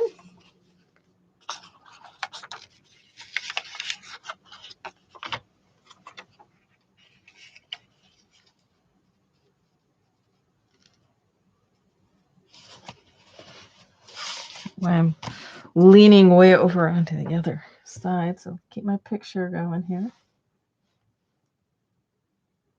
so I know what I'm working with.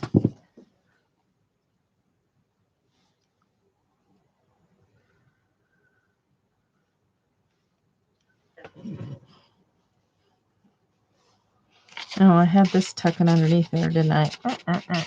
Okay, well, maybe that'll...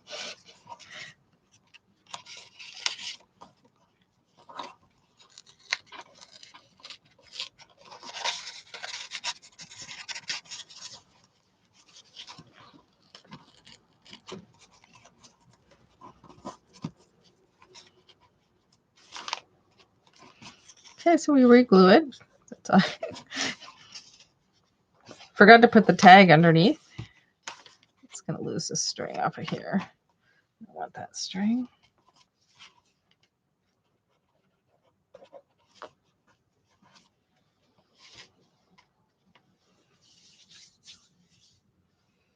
Okay, so then let's put all this doodah. This goes over.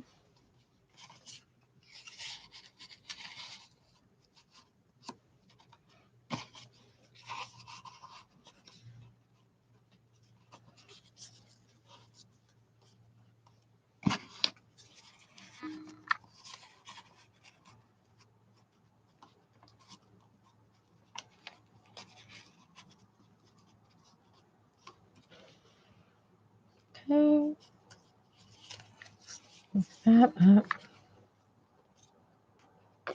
So I just kind of hold it in place. Put the little glue underneath there. Pop it back into place. Again, if it shifts slightly, that's where it wants to be.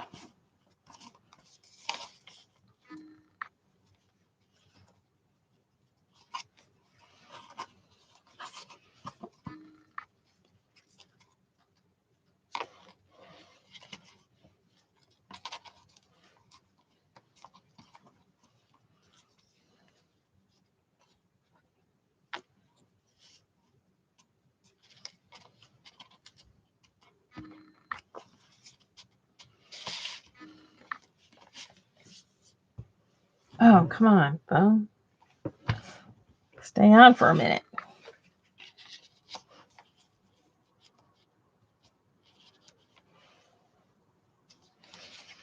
I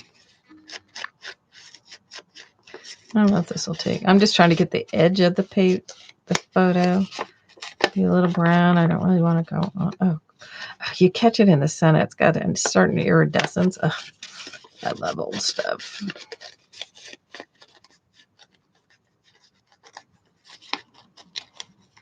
See, and I have, once I get past my initial guilt about using some of this stuff, because this is something I don't know who these little girls are.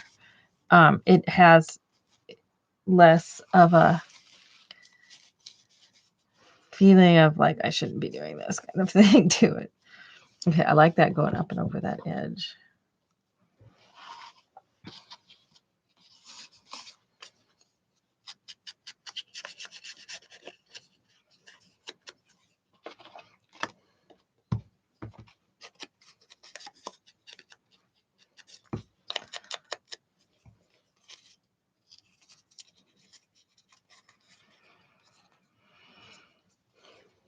Don't be afraid to fold some stuff back.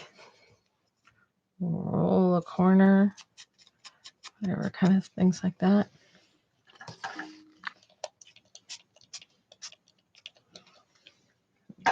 Blend that all in there a little bit.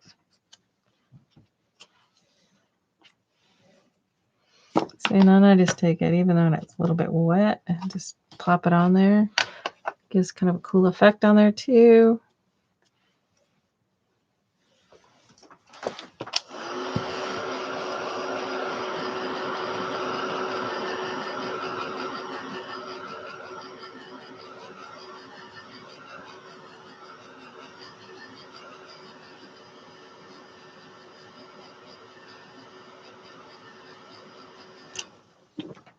I don't know. I just feel a tie to them because I've spent, the majority of my life in the Pacific Northwest. And, these little girls were somewhere here in the Pacific. This little girl right here looks so much like my cousin Pam. It's almost spooky. And Pam died back in, it was after I moved here to Washington. So it was like in the early 90s. She was in a car accident. And it's the eyes. It's just almost spooky because she looks so much like my cousin. Maybe that's what we'll do. We'll pretend this little girl is Donella and this is Pam. So Donella and Pamela. I'll call her Pamela. Donella and Pamela. Oh, I like how that lace is going on there now. This is all coming together. I'm quite pleased.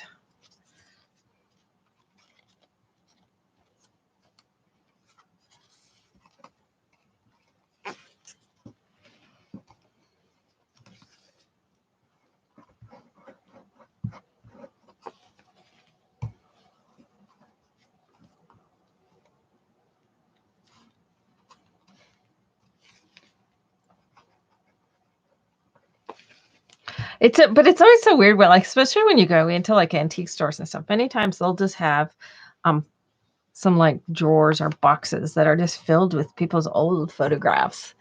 And I always look at through them, and it's always kind of this weird feeling. It's like, who are you? And, what was your life like? And then I have, some of my own family photograph stuff to where I feel the same way, because my dad never sat down and had the opportunity to sit down with us and kind of tell us who these people were. So I do the same sort of thing, but I look at them and I go, I feel something and I see something connecting me. And I just get so frustrated because I don't know who they are. And there's nobody to tell me who they are.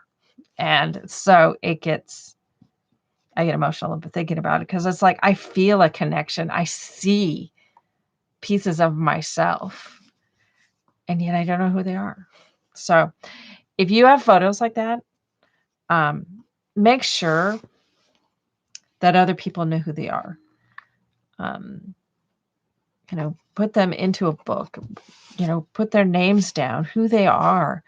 Because like I said, part of the reason I got started in doing paper crafting was because of that old box of photographs. And I did, the very first book I did was about my dad, because I had all of these old photographs of him and my grandparents and stuff. But, both of my grandmothers passed before I was born. My mom was pregnant with me when her mother passed, and my dad's mother passed when he was very young.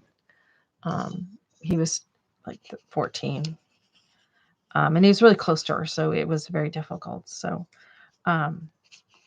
he didn't talk about her very much. So I don't know much about her. I know more about her from Ancestry.com than anything. And fascinating. I think it was my great grandmother. Sounds like she was a kick in the pants. I'm sure I definitely feel parts of her in me, is that, she's just a little bit on the wild and crazy side.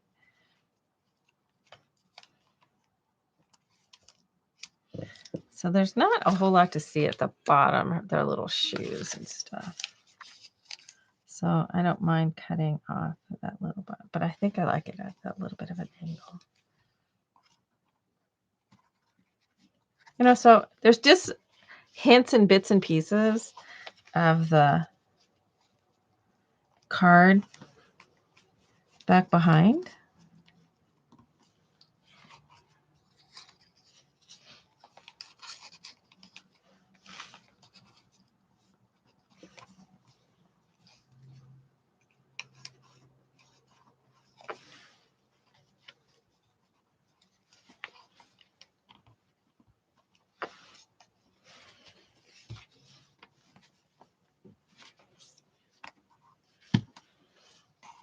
Okay, so then we're going to take this little piece here.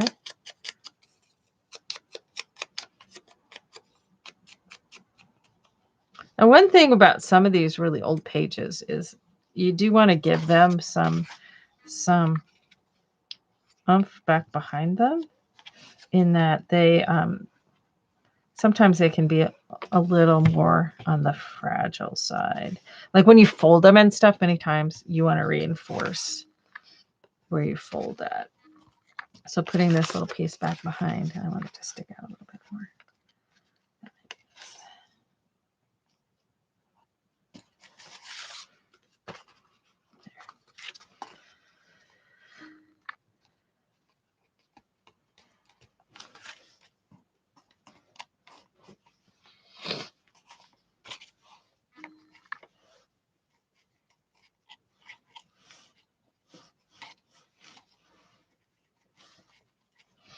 I like that, but then it's like, bam, it's a little too much smack dab in the center.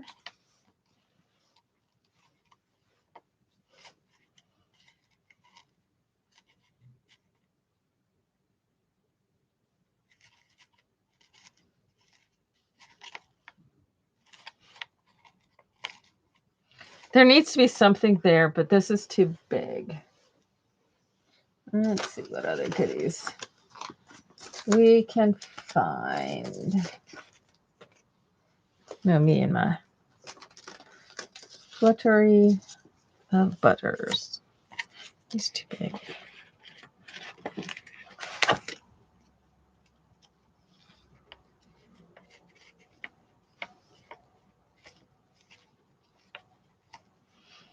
Well, it's not stuck down yet, so you can see what else.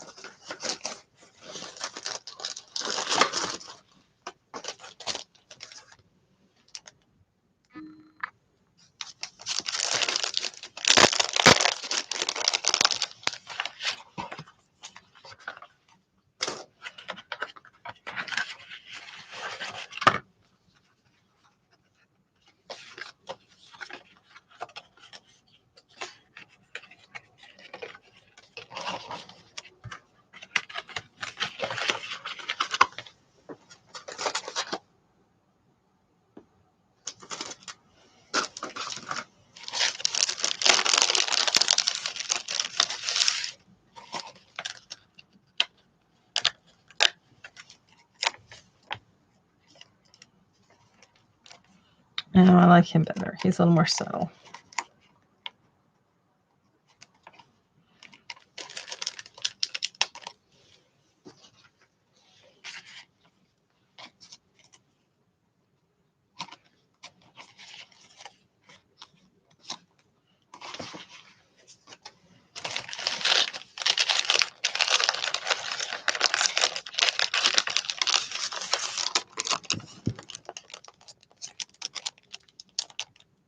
Oh my goodness, Alexa, that is so awesome. I'm gonna give you a task or a challenge. Is all those stories that she told you, try to write them down. I mean, if she's still around, if you can potentially record her. My grandfather on my mother's side, the one that came from Luxembourg, I probably know the most about him because when I was like 10 or 11 in 5th grade, I had an assignment of interviewing somebody. And I chose to interview my grandfather because he was visiting from Chicago at the time. And I learned so much about him because I found out about, he came to the U.S. when he was 4 from Luxembourg with his family. And I learned things like the name of my great grandmother, how he had a sister before they left Luxembourg, but she had passed. These are things that even my mom didn't know, but I was learning so much. It was very cool. It was very cool. And I remember so much of it now too. So yeah, definitely make sure you write this stuff down, because my dad had every intention, absolutely every intention, because he kept saying, oh, we need to sit down and go through this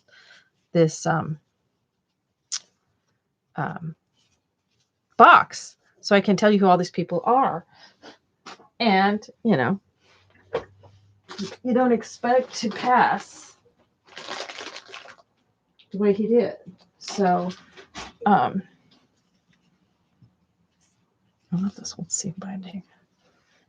I know what I want these right there.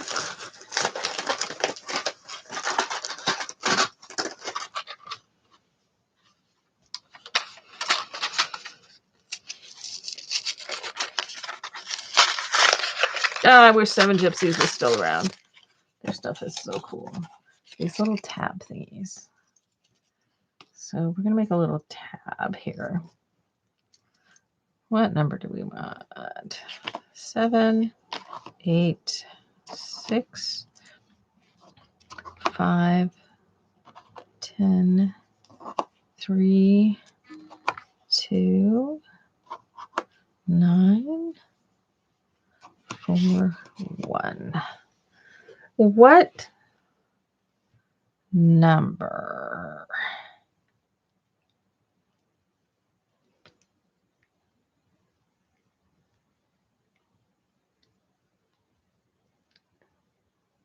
She's 91. Yeah, my mom turns 90 on the 30th of this month. And she remembers some things. Sometimes she doesn't, but sometimes I can ask her and she'll remember things. So I'm trying to glean as much information out of my mom as I can.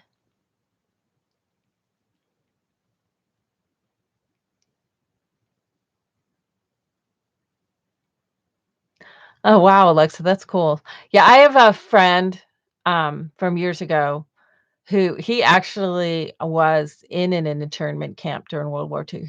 When he was a little boy, with his family. He would tell stories a lot about that.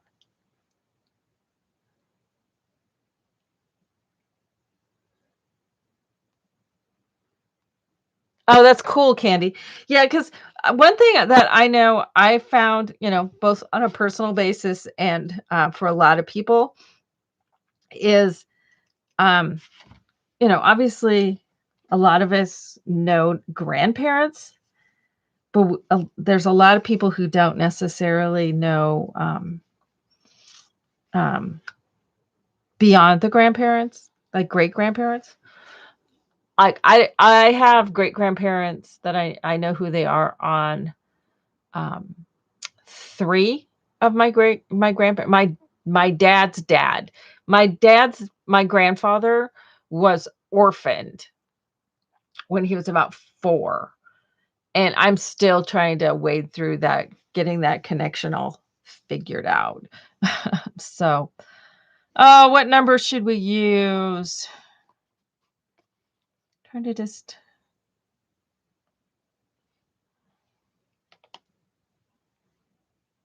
I wonder if we should start with 1 and just kind of work our way through these numbers into this book. So that seems as good a logic for anything as any. So I need a bag to put those in. This is going to be upside down, though. This needs to go at the top. Well, maybe we'll put that up at the top then. It just feels like it wants to be there. Okay, so we'll do something else down here with this.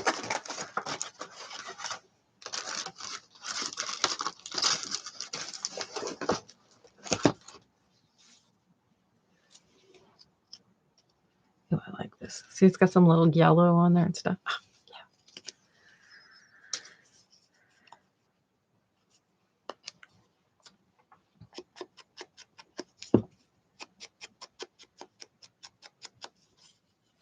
See, this just turns you, this kind of stuff just turns you into a total pack rat.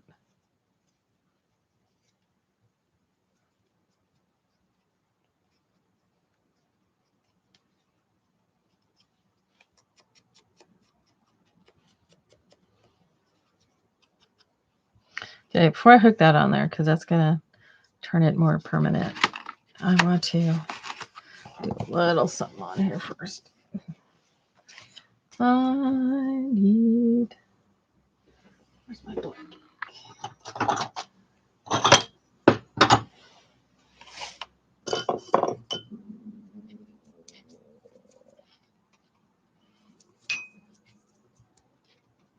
Okay, that's not got a lot of ink in there.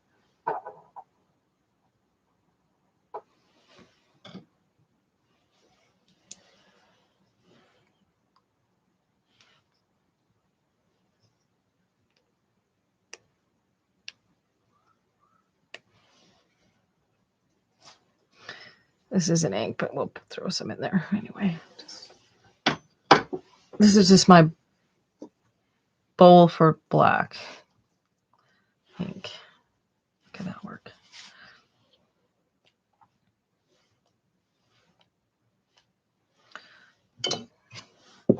Just give it a couple splatters.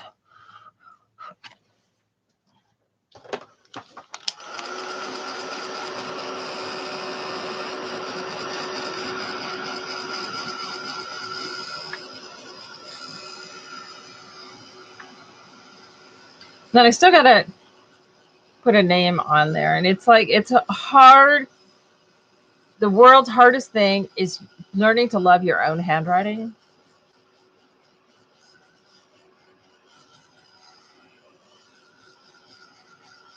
Because then we kind of get this performance anxiety when we're going to do it on something to where you got to write it out. It's like, oh crap. So let me grab. I'm going to reach around. Oh, I can reach it. I did.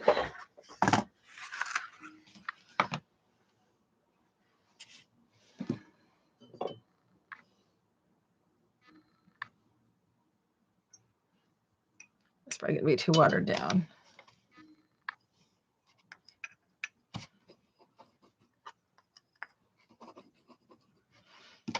More water in there. The brush is not doing it. Let's get it in there faster. But I probably need it to be a little darker. Let's do some gray in there too. Yo! What gray that I wanted.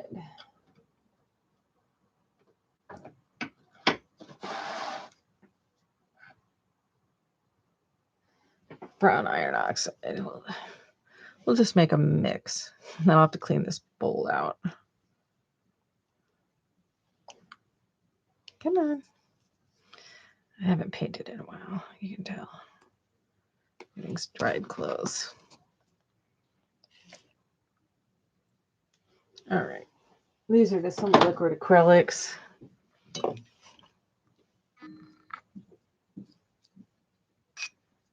Okay. All right. So how do we pronounce it? How do we say Donella's name? This is a picture. Donella's class and teacher. Let's see if I can pull this off.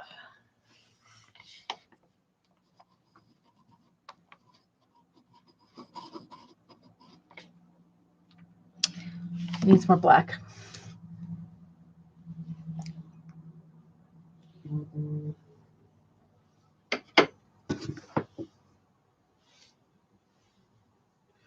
Sarah's like, are you ready to go almost?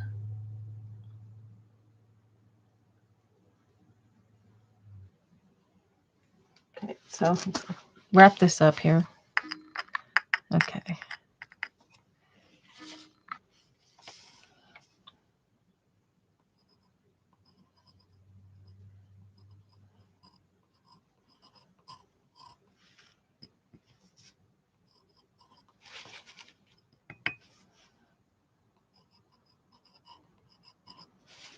Like I said, you're going to hate your own handwriting because you're thinking, oh, God, everybody else has cooler handwriting than I do.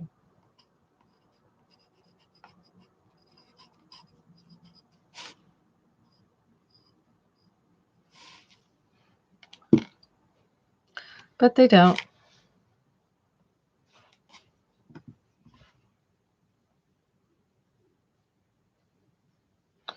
Okay.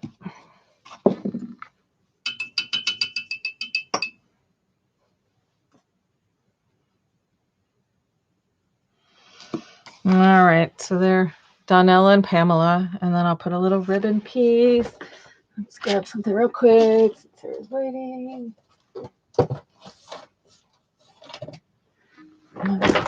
All my baskets of goodies.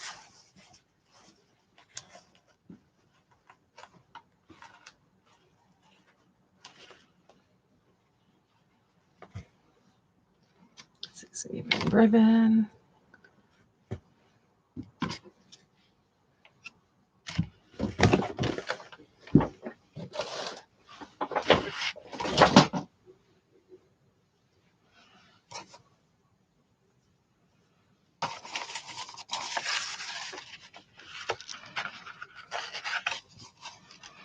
A little bit of ribbon, or not ribbon, a little bit of sparkly yarn thread in there.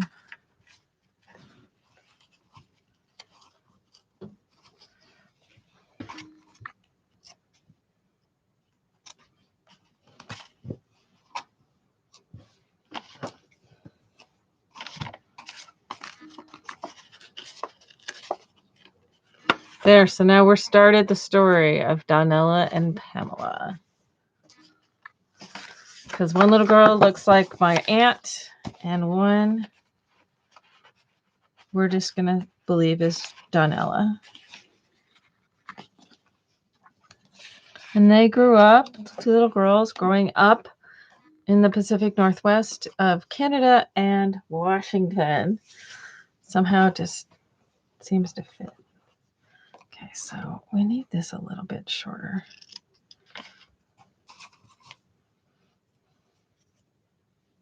I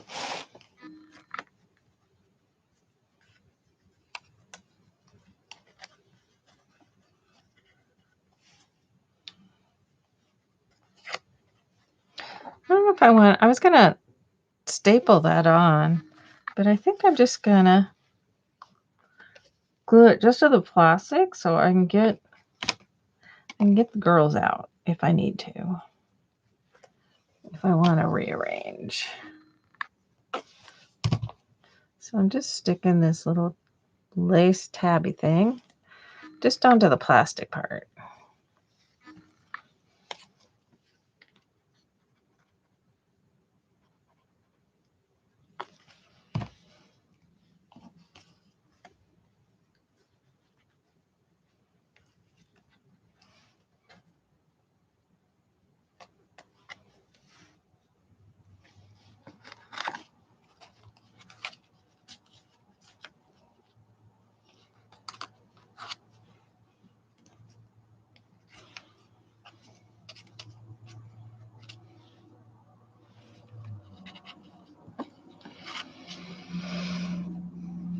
Okay, and this has little stickums on it. And these are so old, I don't know if the stickums still work, but we'll try it. Yep, still tacky.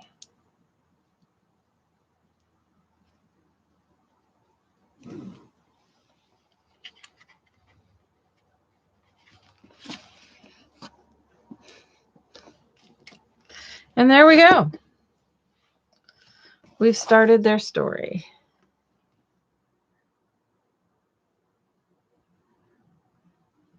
Using little bits and pieces. There's printed, there's painted, there's vintage, there's the old picture, little ink, little watercolor, nothing outrageous.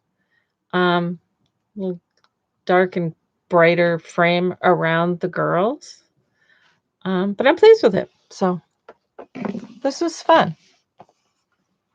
So just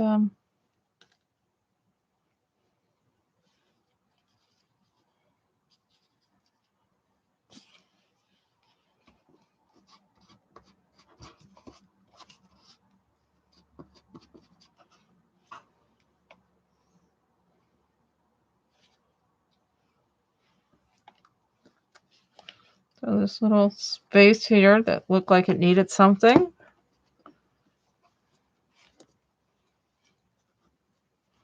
I was just waiting for that. There we go. I'm happy with it.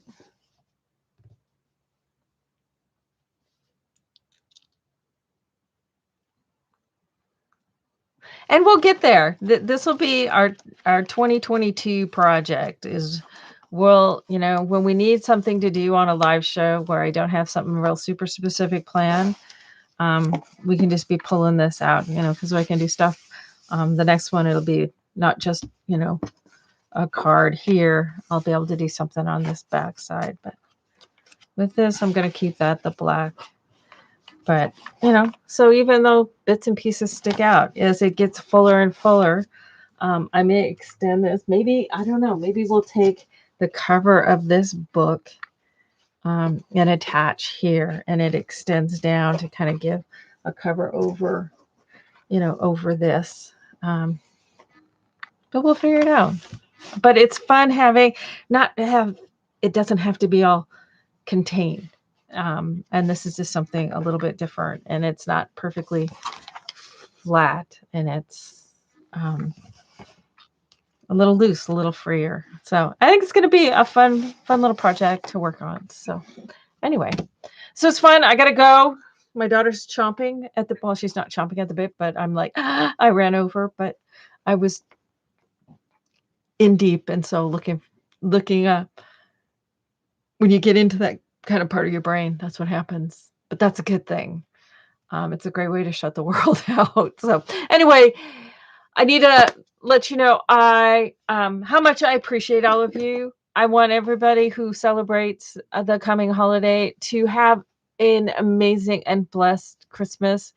I know some people are able to get together with family, others are not, as the world is changing yet again, day by day. Um, but the most important part is, I want each and every one of you to please be safe, um, and take care of yourselves and take care of those around you. Um, it's been a year, and let's just hope and pray that the next one is a little less crazy. I will be doing a New Year's Day show, and I'll be posting more information on that. Whether I do something after Christmas or not, I'm not sure, um, but I do want you to know how much I appreciate those of you who've kind of stuck with me through these past few years as I've gone through my own personal mental struggles. And I think we all need to talk about that a lot more. You know, it's okay to not be okay some days and to seek help when you need it. So, but you guys are the best medicine that I can have. And I appreciate each and every one of you, whether you're in the chat or you're silent and just watching. It's the silent ones that I think about um, often. Um, but I just want, I'm not I got real philosophical and now I'm just emotional. So I'm having a hard time getting it out. But I appreciate all of you so much. And I wish a Merry Christmas to those of you who celebrate, and a blessed ending to this crazy year to each and every one of you. And we will see you in 2022 if I don't see you before. But I will be posting some more information about timing and all of that kind of things. And I just want to say thank you. And I care for all of you. And I appreciate you all. So bye for now and have a Merry Christmas. Thanks, guys.